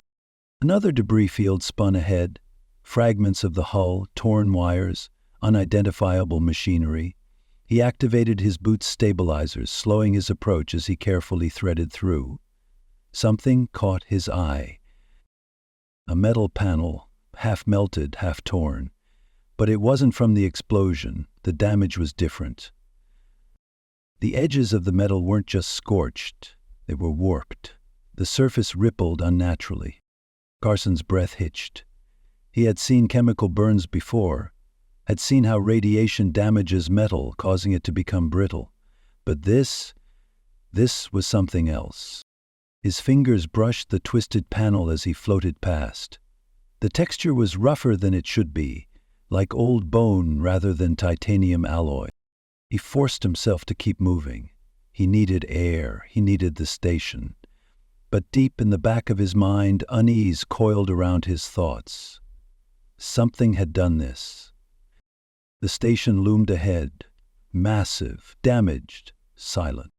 The emergency strobes pulsed in slow, dying intervals, their dim red glow barely illuminating the ruined structure. The docking bay was gone, ripped apart by the initial impact. Hull fractures ran along the edges. Carson's HUD blared warnings. Oxygen at 12%. He had minutes, not hours. His radio crackled again. This time, it wasn't static. "They're inside." Carson's blood ran cold. A voice, distorted, panicked. "Monroe?" His voice came out strained, breathless, the signal warped, breaking apart. No, don't!" A scream tore through the comms. Then, silence. Carson's lungs felt tight, his breath too loud in his helmet. He could see movement inside the station, dark, shifting shapes, moving beyond the cracked observation windows. His gloved hands trembled as he drifted closer, eyes locked onto the faint silhouettes moving just beyond the glass. Then, suddenly, the lights inside the station flickered violently, and everything stopped. Carson's boots clamped onto the outer hull, his grapple securing him to the station as he inched toward the airlock. He could hear his own pulse pounding in his ears. Through the viewport he saw them, the whistlers. At first they moved in silence, tall, elongated, wrong. Their chitinous bodies shimmered in the flickering emergency lights, 3 arms moving in unnatural synchronization. Their heads, angular and smooth, tilted as they observed their surroundings, as if listening to something only they could hear. Their many black eyes reflected the dying light, cold and emotionless. The crew was trapped. Carson watched in mute horror as Monroe and 2 others bolted down a corridor, their magnetic boots clanging against the metal grating. The lead whistler went after them, leaping from wall to wall, cutting off their escape. Monroe raised a weapon, one of the station's few firearms. He fired. The whistler barely staggered. It moved too fast, its needle-like fingers outstretched. A single slash. Monroe collapsed. His body twitched, blood spreading across the walls in slow, floating droplets. The others screamed. Carson clenched his jaw, every instinct screaming at him to look away. But he couldn't. The whistlers didn't rush. They coordinated, moving with absolute control, cornering the survivors, forcing them into choke points. There was no panic in their movements, no animalistic frenzy. They were precise, hunting, One of the remaining crew members begged, falling to his knees before the monster. A whistler crouched before him, tilting its head as if considering his words. Then it pressed its bladed fingers against his skull. A slow, rhythmic whistle filled the air. And then the crew member stopped screaming. Carson's breath shook. There was no one left to let him in. His hands curled into fists. He was so close. But the station was lost. His oxygen was dropping, his lungs ached, and through the viewport, the whistlers turned. They were looking at him now. Carson clung to the station's hull, his gloved fingers against the cold, pitted metal. His breath came in short, rapid bursts, each one louder than the last inside his helmet. His suit's oxygen warning flashed a deep, ominous red, a silent countdown to his death. His mind raced through possibilities. The airlock wouldn't open. There was no one left to let him in. Even if he forced his way inside, what then? He had no weapons, no way to fight them. If they found him, he would end up like the others, a body floating through the station, a smear of blood, floating in zero gravity. Carson's eyes scanned the station's exterior, desperate for something, anything. Then he saw it. The external decompression controls. A red-lit console mounted just meters away, embedded in the outer structure. It was an emergency override, meant to vent the station's atmosphere in case of a catastrophic fire. It would kill everything inside. His grip tightened on the hull. It was a murder switch. If any of the crew were left alive, this would be the end of them. But they were already dead, and if he did nothing, he would be next. Carson pushed off the hull, firing his suit's thrusters in controlled bursts as he maneuvered toward the panel. The station groaned beneath him, its structural wounds exposed to the void. His fingers slammed against the console, cycling through the manual override commands. A warning flashed across his visor. Decompression lock engaged. Manual override required. A prompt appeared. Purge atmosphere. Warning. Irreversible. Carson's breath hitched. He glanced once more through the viewport. Inside, the whistlers moved with chilling grace, their pyramid heads tilting as they inspected their conquered domain. He gripped a nearby handhold, bracing himself. His oxygen alarm screamed in his helmet. With a final, shaking breath, he pressed the command. The entire structure shuddered as the decompression sequence ignited across every sealed corridor, emergency hatches snapping open all at once. From the viewport, Carson watched the chaos unfold. Air erupted from every vent, every breach, a hurricane-force wind ripping through the corridors. Whistlers lurched backward, their three-pronged limbs clawing for stability, but the void was relentless. They howled, silent in the vacuum as they were dragged through the station, their claws raking deep gouges into the walls. Their black carapaces flashed against the emergency strobes, their twisted limbs contorting in frantic desperation. One grasped at a bulkhead, its arms locking in place, holding fast against the storm. For a moment it looked directly at him. Then it lost its grip. Ripped from the station, hurled into space, its body tumbled, spinning, joining the rest of the creatures as they were cast into the black. Carson held on with everything he had, his muscles straining against the force. The station groaned violently, its metal skin bending under the pressure difference. Then, silence. The wind died. The station was empty. Carson drifted toward the gaping airlock, his suit's oxygen dangerously close to depletion. 4% remaining. With trembling hands, he cycled the manual repressurization controls, his vision swimming as he forced himself inside. A rush of cold, stale air hit his suit, and for the first time in what felt like an eternity, his boots touched solid ground. His helmet hissed as he released the seal, air flooding into his lungs. He gasped, doubling over as his body fought against the suffocation. He was alive, but the station was a tomb. Blood stained the walls, a silent record of what had happened here. Equipment lay shattered, consoles flickered weakly, the overhead lights casting long, twitching shadows against the twisted wreckage. Carson stepped forward, his breath too loud in the hollow space. The station should have felt safe now. It didn't. He moved through the corridors, his steps cautious, controlled. Every shadow felt too deep, every bulkhead too quiet. Beta had once been alive, filled with voices, laughter, the steady hum of machinery. Now, it was just him. His fingers danced over the comm panel, desperate for a connection. Nothing. Static. His gloved hand tightened into a fist. He pulled up the station logs, searching for anything. Security feeds, recordings, transmissions. The logs were corrupted. The footage was fragmented, entire sequences missing, but the last few frames remained intact. He watched them unfold.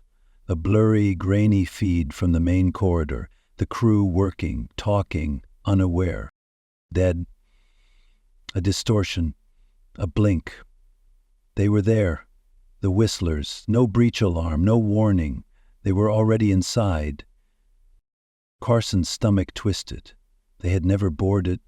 They had already been here. His gaze flicked to the external camera feeds, his pulse hammering against his ribs. The bodies were still floating out there, drifting away.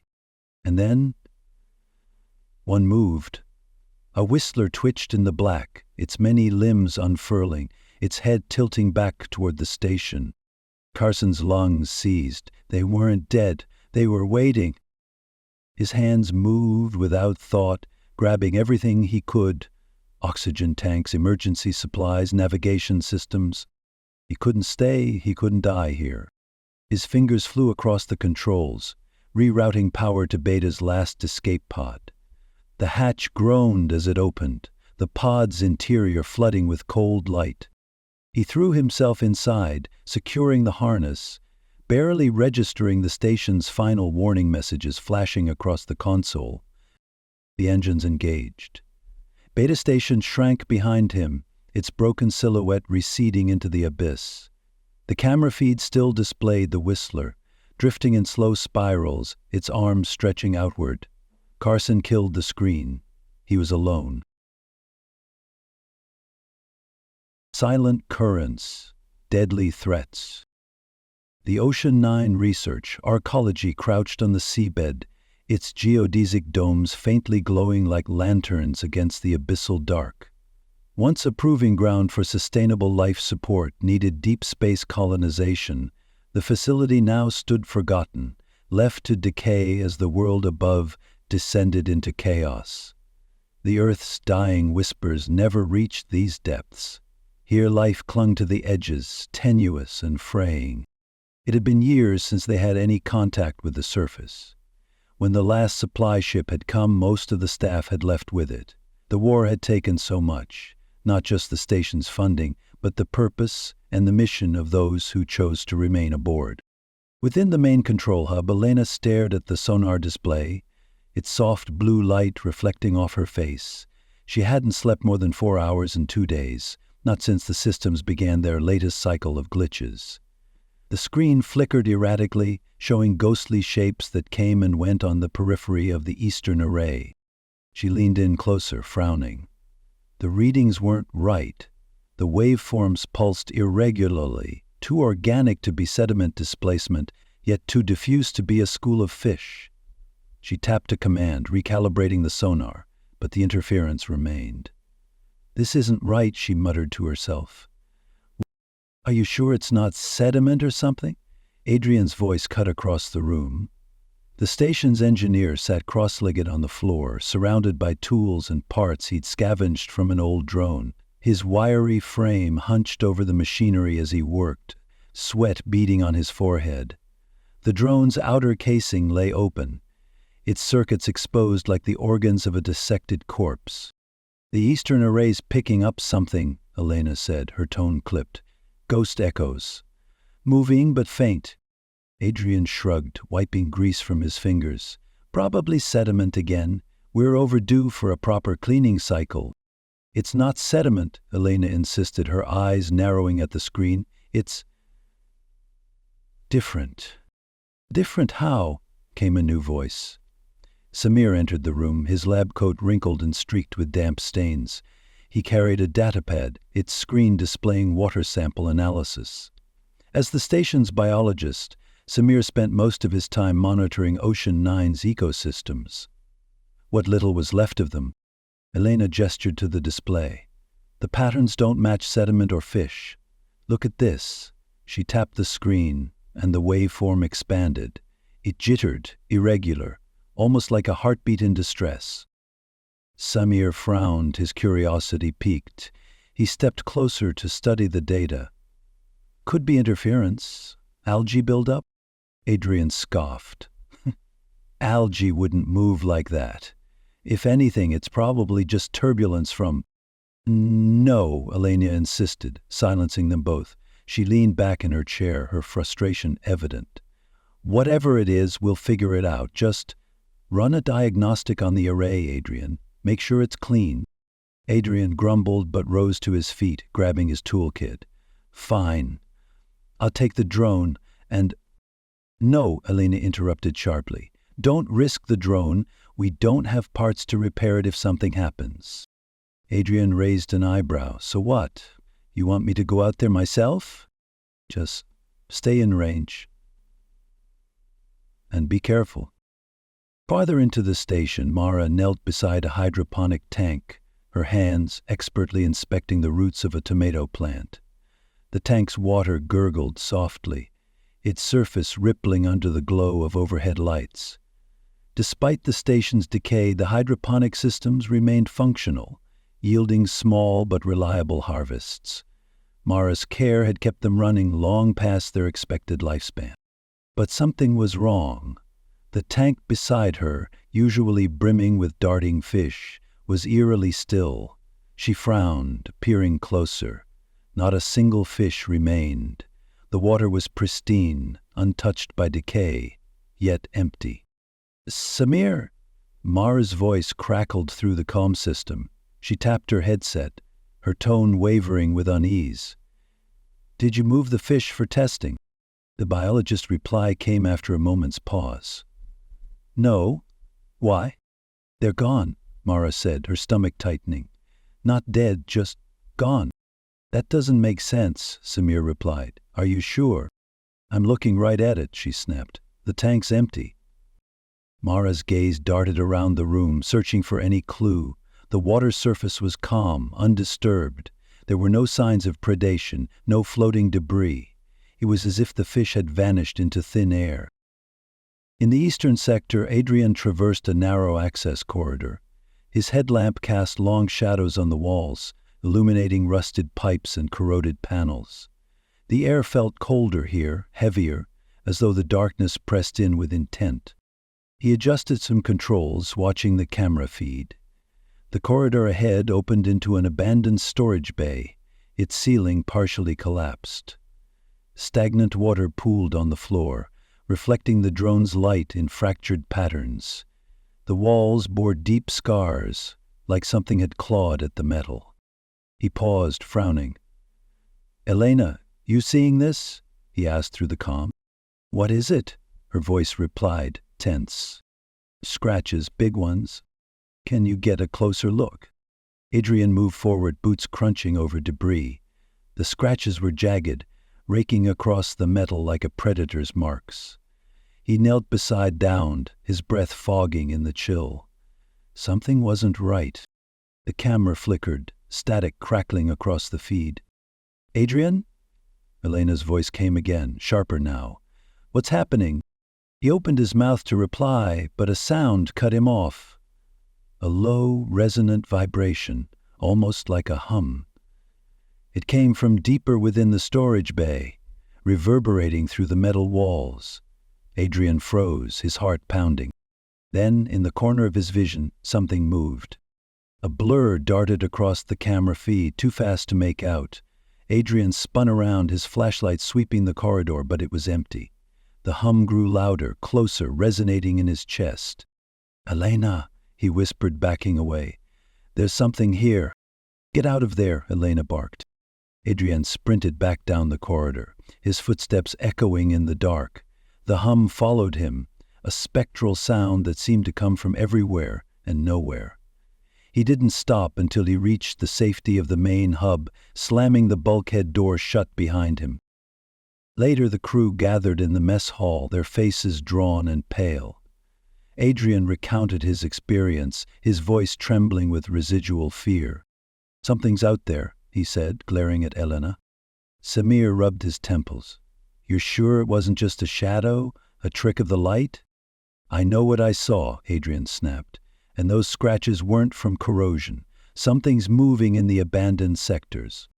Mara leaned forward, her voice quiet but firm.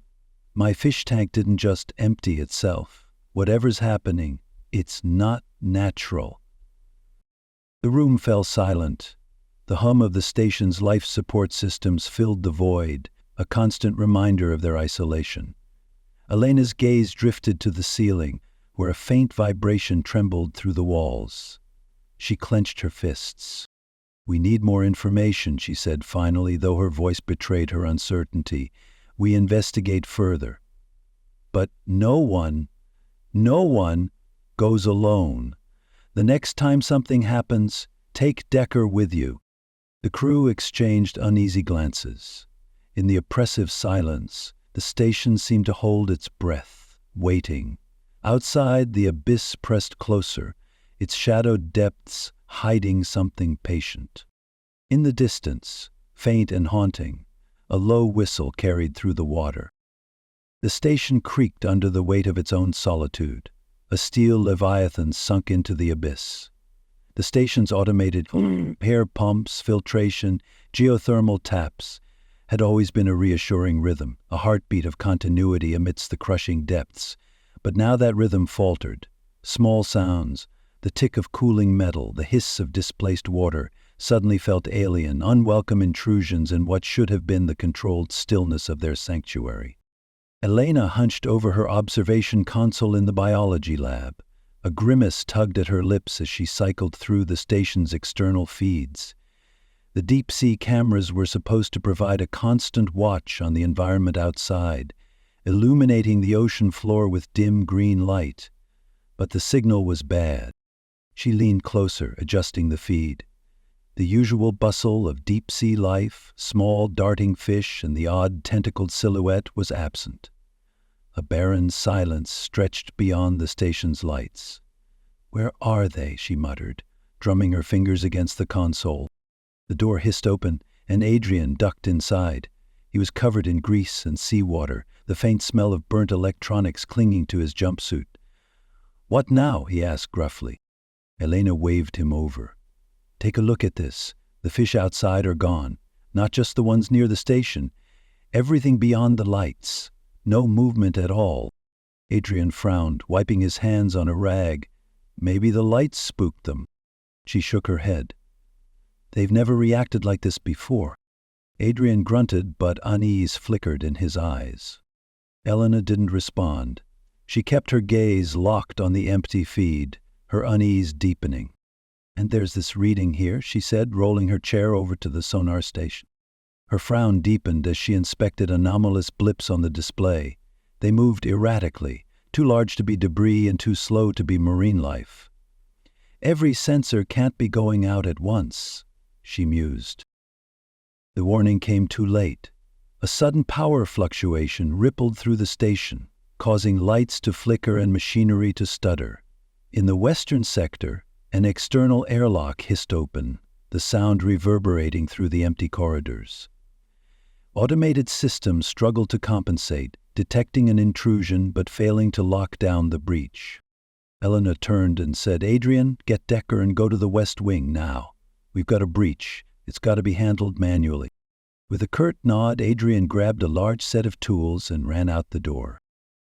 Decker, a towering figure in black tactical gear, drew his weapon and motioned for Adrian to follow. "Stay close," he ordered, as they descended into the abandoned research wing. The air grew colder as they entered the dimly lit space. Massive tanks of dark water loomed on either side of the corridor, their glass surfaces streaked with condensation and algae. Once used for testing deep-sea life forms, the tanks now stood as silent sentinels, their contents long since left to nature. Decker swept his flashlight across the room, the beam cutting through the haze. "Eyes open," he muttered, his voice low. "Something's not right."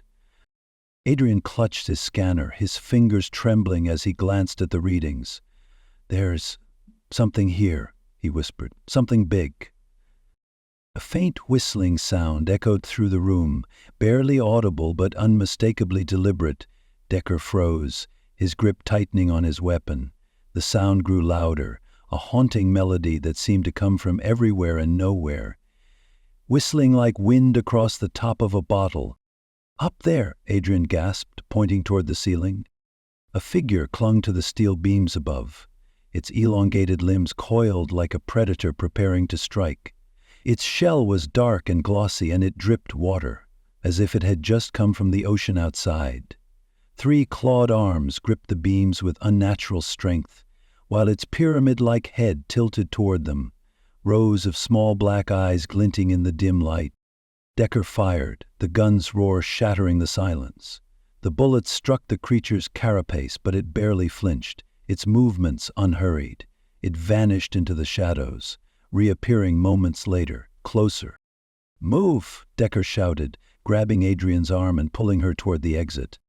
The creature lunged, its claws slicing through the air inches from Adrian's face.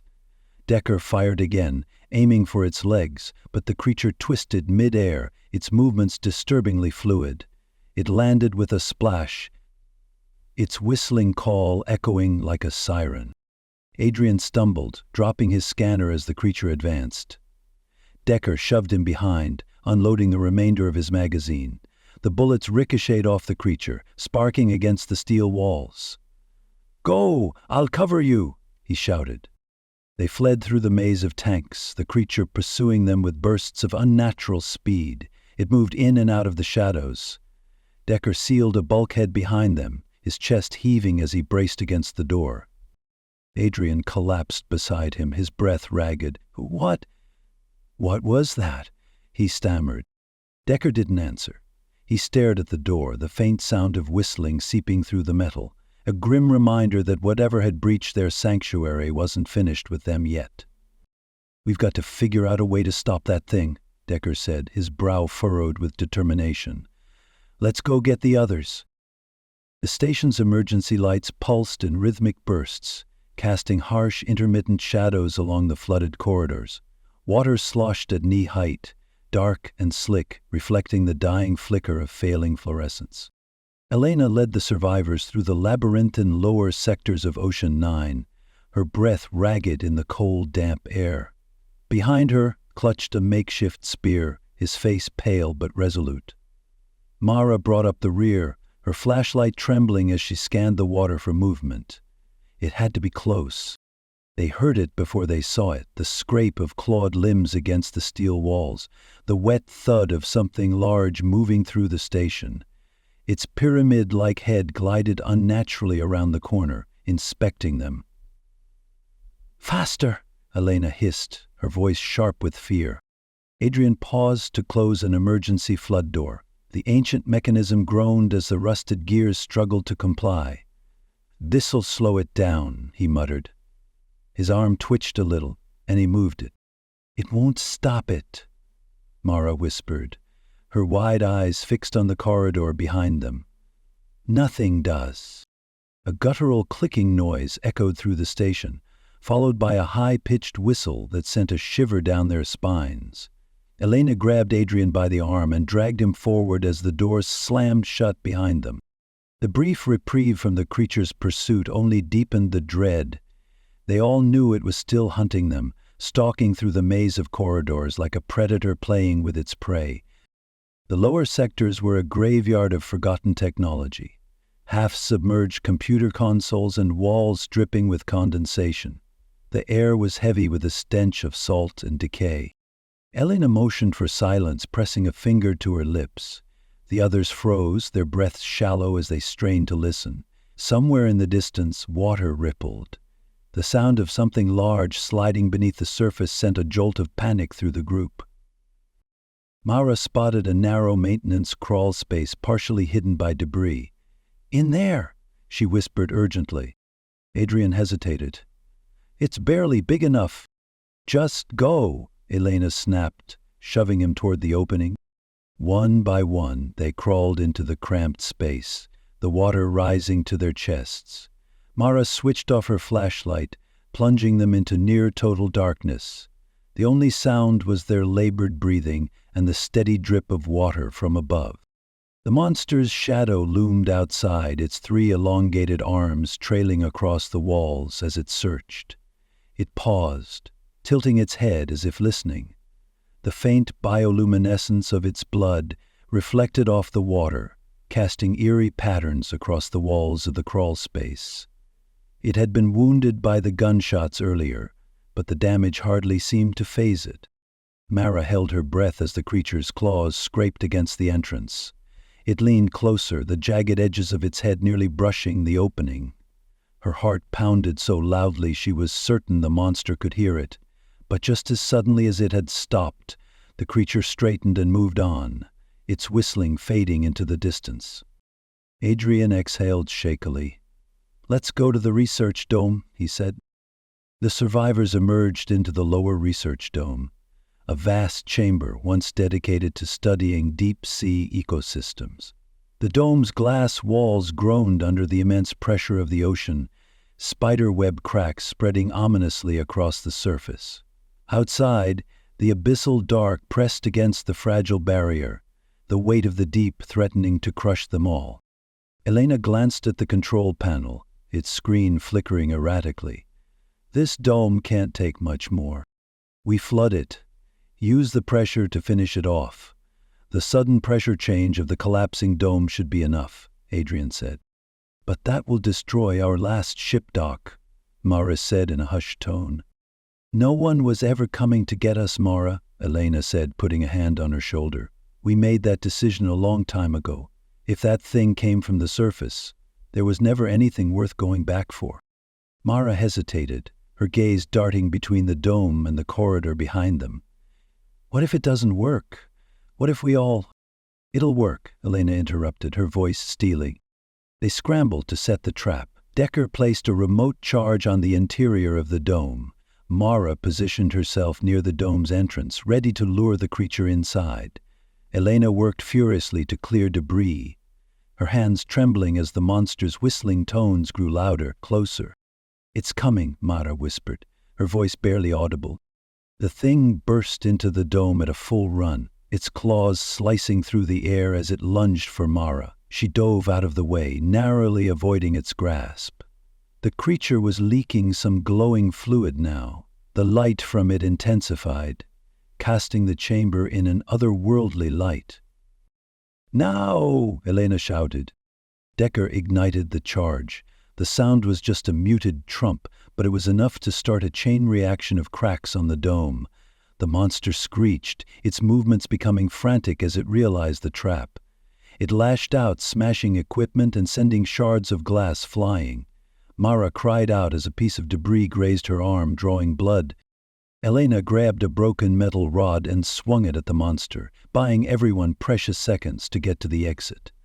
The creature turned on her, its pyramid head tilting as if in mockery. It lunged, but Decker tackled her out of the way, the two of them landing hard against the wall. The water level rose rapidly and the monster thrashed, its screeches reverberating through the dome. The cracks in the glass walls deepened, and Elena's heart sank as she realized they might not escape in time. "Go!" Decker yelled, shoving her toward the exit. "What about you?" Elena shouted back. He drew his pistol and fired at the alien thing. It was not time for subtlety, and he shot as fast as he could, reloading as he stepped back toward the exit.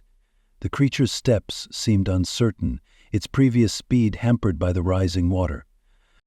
Decker was the last through the door, and Adrian slammed it behind him. With a tremendous crash, the dome imploded and the group ran to the far end of the corridor, determined to put as much distance as they could between them and the collapsing habitat. The survivors stumbled into the station's central hub, their bodies battered and their spirits broken. The once thriving Ocean 9 was now a tomb, its systems failing and its corridors flooding. Elena slumped against a wall. They sat in the darkness, the weight of their survival pressing down on them. In the distance, faint whistles echoed through the station, soft, haunting, and unrelenting. In time, they faded to nothing. The crew, now trapped in a world of silence and shadows, had made a terrible choice. They would remain hidden, isolated from the surface, hoping the darkness wouldn't find them again. Life and the station were theirs, for as long as they could keep it. Revenants do. The wind howled through the skeletal remains of the old industrial district, rattling rusted chain-link fences and sending scraps of debris skittering across cracked pavement. Ezra adjusted the straps on his pack, his gaze fixed on the road ahead. The blackened husk of the Solace Medical Research Facility loomed in the distance, half swallowed by the creeping grasp of nature. Vines coiled around shattered windows, trees burst through collapsed sections of the roof, and the broken remains of its once pristine white walls were now streaked with rust and decay. It had been years since the facility had been abandoned. First, when the world above still clung to life, it had been a hub for pandemic response and pharmaceutical development. Then the wars came, and the collapse followed. Ezra had been a young man when everything fell apart, barely old enough to remember when places like this had meant something. Now it was just another ruin in a dead world. He glanced over his shoulder at the rest of his team. Mira was checking the readings on her oxygen tank and checked the reinforced seals of her respirator. Everyone wore biohazard suits. They were hot and bulky sometimes, but you never could tell what kinds of dangers lurked in the ruins.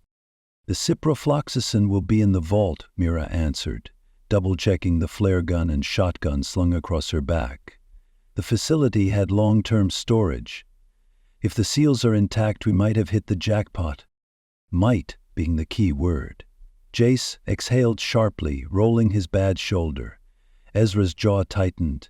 He didn't need to be reminded of the potential dangers of the expedition, or the price of failure. Their settlement, Creston, was barely holding together. An outbreak of bacterial infections had swept through the camp, and their stockpile of antibiotics had been dwindling for months. Without the medicine, people would start dying within the week. This place was a gamble, but it was the only shot they had. The closer they got to the facility, the worse the decay became. The front entrance was a twisted wreck, collapsed inward. Blast craters from some old bombing run made them weave around the pitted ground as they approached the building.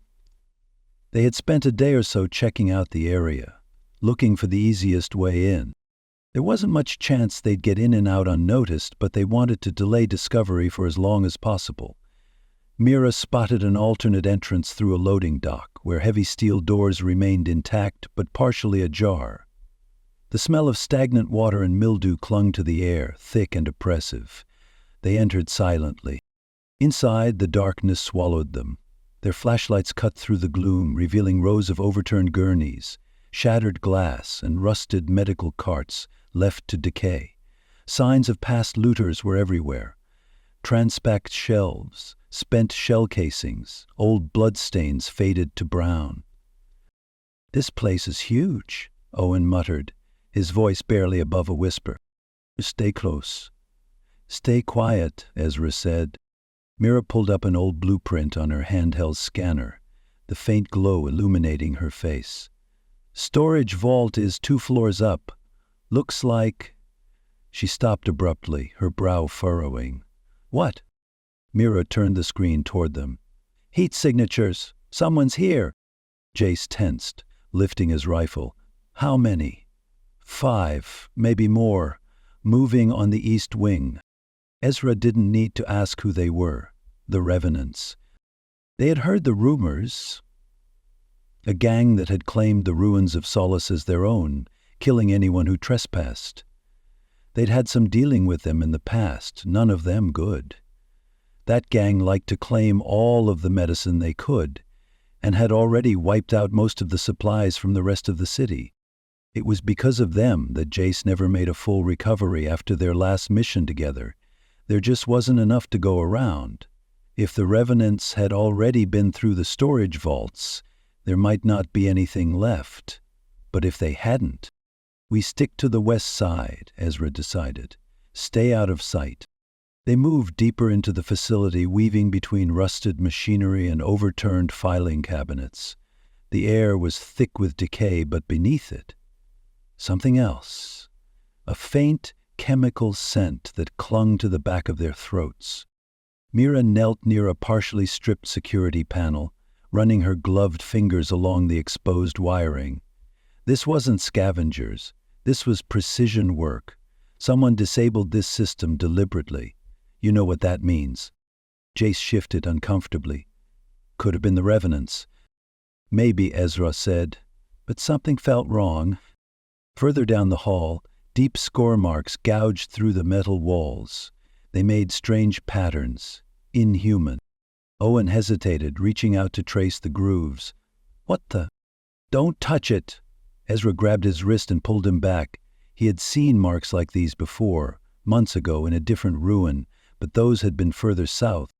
Not here. A sudden metallic creak echoed through the corridor. The team froze. Jace aimed his rifle toward the noise, scanning the shadows. The silence stretched, thick with tension. Then, a faint, distant whistling. Owen's breath hitched. Did you hear? No, Ezra cut in sharply. You didn't. They moved on, faster now, but Ezra felt it in his gut. This was not just the Revenants. The storage floor was deathly quiet, the air thick with the scent of stale disinfectant and old rot. Ezra and his team moved cautiously, their footsteps muffled against the dust-caked tiled floor. The door to the supply vault stood before them, a massive steel slab embedded into the wall, its reinforced surface covered in peeling hazard signs. The biometric panel beside it was long dead, its screen dark, but that didn't mean the security system wasn't still active. Mira knelt beside the panel, her fingers working fast as she pulled out a battered toolkit. She traced the rusted edges of the vault's locking mechanism, muttering under her breath as she studied the old wiring. If the fire suppression system held, the CO2 should have kept the antibiotics from breaking down, she murmured. But if the system is still running, that means security protocols are too, Ezra finished grimly. Jay stood at the entrance to the corridor, his rifle shouldered, scanning the empty hall for movement. Owen had disappeared into the collapsed sections of the storage wing, looking for anything else worth taking. I hope there's some potassium iodide around here. We always need more of that. We don't have time for this, Jace grunted, flexing his good arm. If the Revenants know we're here, they'll be on us soon. Mira didn't look up. Well, unless you'd rather I blow the thing open, I suggest you let me work. Ezra turned, his instincts prickling. The air felt wrong, too still, as if the walls themselves were listening. He opened his mouth to call for Owen when a muffled grunt echoed down the hall. Owen spun toward the sound just as something slammed against the wall, rattling the loose panels. Ezra caught a flash of movement, a pair of arms dragging a struggling figure into the shadows. Jace. No! Owen bolted forward, Ezra close behind, but by the time they reached the next corridor, Jace was gone. They found him in the next room, pinned to the ground, a knife pressed against his throat. A Revenant. The man wore scavenged armor, his face wrapped in a tattered red scarf. Others stood behind him, 6, maybe more, all armed, all watching with cold amusement. At their center, a woman with cropped black hair and a scar face leveled a pistol at Ezra's chest. "Put the guns down," she said. Her voice was calm, almost bored, but her eyes were hard as iron. Ezra kept his rifle steady. "I don't think so," the woman smirked. "You broke into our home. This place was abandoned," Ezra replied. "Not anymore." She motioned toward the vault door behind them. "We couldn't crack it, but looks like you have someone who can." Ezra's stomach sank. They had been waiting. "We need the medicine," he said carefully. "There's enough in there for all of us." The woman tilted her head. "And what makes you think we're willing to share?" Ezra didn't get a chance to answer. The whistling started. It came from the vents, from the collapsed halls, from the darkened corridors beyond their flashlights. Not one voice, but many. A revenant near the door stiffened, his hand tightening on his rifle. What was that? Something moved in the shadows, just beyond the flickering lights. A revenant raised his gun. Too late. A whistler descended from the ceiling, landing on his shoulders with a sickening crunch. He barely had time to scream before the creature's claws ripped through his torso, splitting armor and bone. Gunfire erupted. The revenants panicked, firing wildly, their shots tearing through the air as more whistlers emerged from the dark. Ezra grabbed Jason, pulled him back as one of the creatures skittered down the hall, moving inhumanly fast, its pyramid-shaped head swiveling toward them. "Fall back!" Ezra shouted, shoving Jace back out into the hall toward the vault. The revenants scattered, some running, others fighting, but the whistlers were too fast, too precise. They darted through the gunfire, their movements erratic yet calculated, their eyes tracking every step. Ezra shoved Mira toward the console. "Open the vault, now!" "I need more time." The whistlers tore into the revenants. One woman was lifted off the ground, her screams cut short as a claw punched through her ribs. Another fighter went down with his throat torn open. Mira bypassed the last failsafe. The vault hissed as the doors began to cycle open. Ezra grabbed Jace's arm, dragging him toward the entrance. "Move, move." The vault doors fully retracted, revealing stacks of sealed medical crates, untouched, preserved in the sterile containment field. Owen sprinted inside. Mira and Jace followed, his injured arm hanging uselessly at his side. Ezra was the last through. Behind them the revenants were dying. The leader, the woman with the scar, staggered back, her gun empty. A whistler lunged for her, its claws slicing deep into her shoulder. She collapsed. Ezra hit the emergency override. The vault doors slammed shut, sealing them inside. For a long moment there were only the cries of the dying. Then, outside, the screams faded. Jace exhaled sharply, his face pale. "They're dead." Ezra shook his head. "Not all of them." Mira pressed her back against the wall, her breathing ragged. "We can't stay here. That vault door won't hold them forever." Ezra turned to the secondary exit at the far end of the vault. The corridor beyond led to the flooded lower levels. "No choice," he said. "We go down." Mira cursed under her breath. Owen swallowed hard, gripping his rifle with shaking hands. Jace just nodded.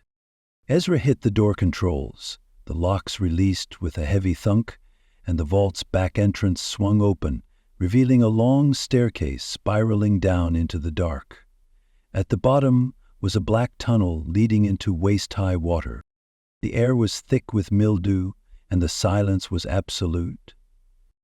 Ezra stepped inside first, his boots splashing softly. The others followed. Somewhere behind them the whistling started again. Ezra barely had time to breathe. The walls of the ruined facility trembled with distant impacts as the whistlers stalked the corridors, their low, eerie whistles reverberating through the crumbling structure.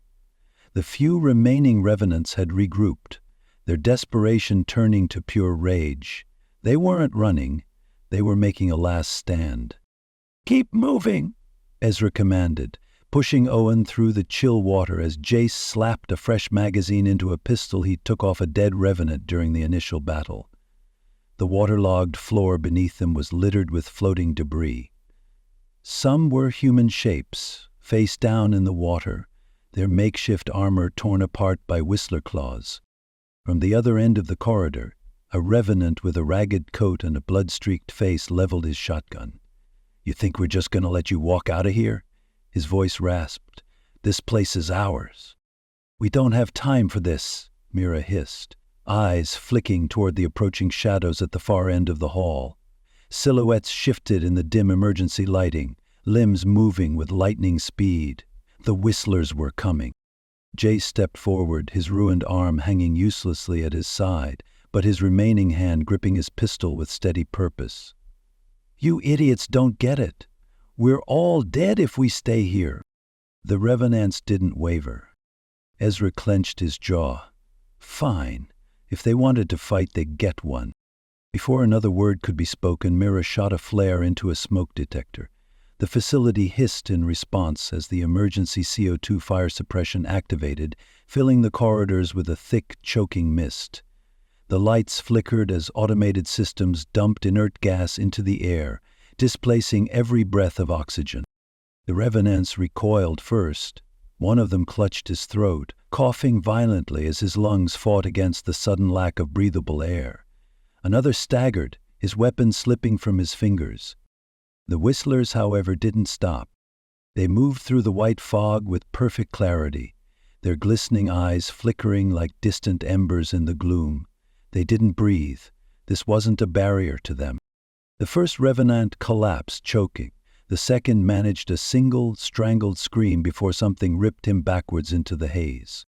The scavengers ran. They sprinted through collapsed corridors, past fallen ceiling panels. The loading bay was ahead, the only way out. Go, go! Ezra roared as the air thickened with the sound of claws scraping against metal. The whistlers followed, fast, unrelenting. They had finished the last of the revenants. The team hit the bay doors at full speed. Mira reached the control panel first, hammering the override. The doors hissed as they fought against rusted servos, groaning open by inches. Not stopping now, Jace growled, forcing his body forward despite his injury. Ezra twisted back just in time to see a whistler lunge, its pyramid-shaped head tilting as it struck. It missed him by a fraction. Instead, Owen took the hit. The impact sent the younger scavenger sprawling, his body smashing against the submerged floor. His rifle was gone, lost beneath the water. "Owen!" Mira shouted. Ezra had seen these things kill before, fast, precise, efficient. Owen had seconds. Instinct overrode thought. Ezra tore his knife from his belt and lunged, driving the serrated edge between the creature's plates. The blade sank deep, meeting a sudden wet resistance as a burst of blue-green fluid spattered across the water's surface. The whistler shrieked, its body convulsing. "Owen, get up!" Ezra growled. Owen sucked in a ragged breath and drove his boot into the whistler's head, forcing it back. The creature lost its balance, slipping into the deeper waters beyond. It flailed for purchase. Its three elongated arms thrashed in the water. Jace leveled his pistol and emptied the magazine into its head. Its limbs convulsed. They ran. The tunnels sloped upward, the water thinning as they reached the outer edge of the facility's ruins. They staggered onto dry ground, breathless, soaked, and carrying the last packs of ciprofloxacin they had managed to grab. Their battered vehicle could be seen in the distance, a beacon of hope in the darkness. Ezra counted heads. Jace, Mira, Owen. He was bloodied but alive. They were all here. Barely. Jace exhaled, dropping onto the damp pavement. "We made it." Mira wiped the water from her face, her hands shaking from adrenaline. "They're dead, the revenants." Ezra wasn't so sure. Something didn't sit right.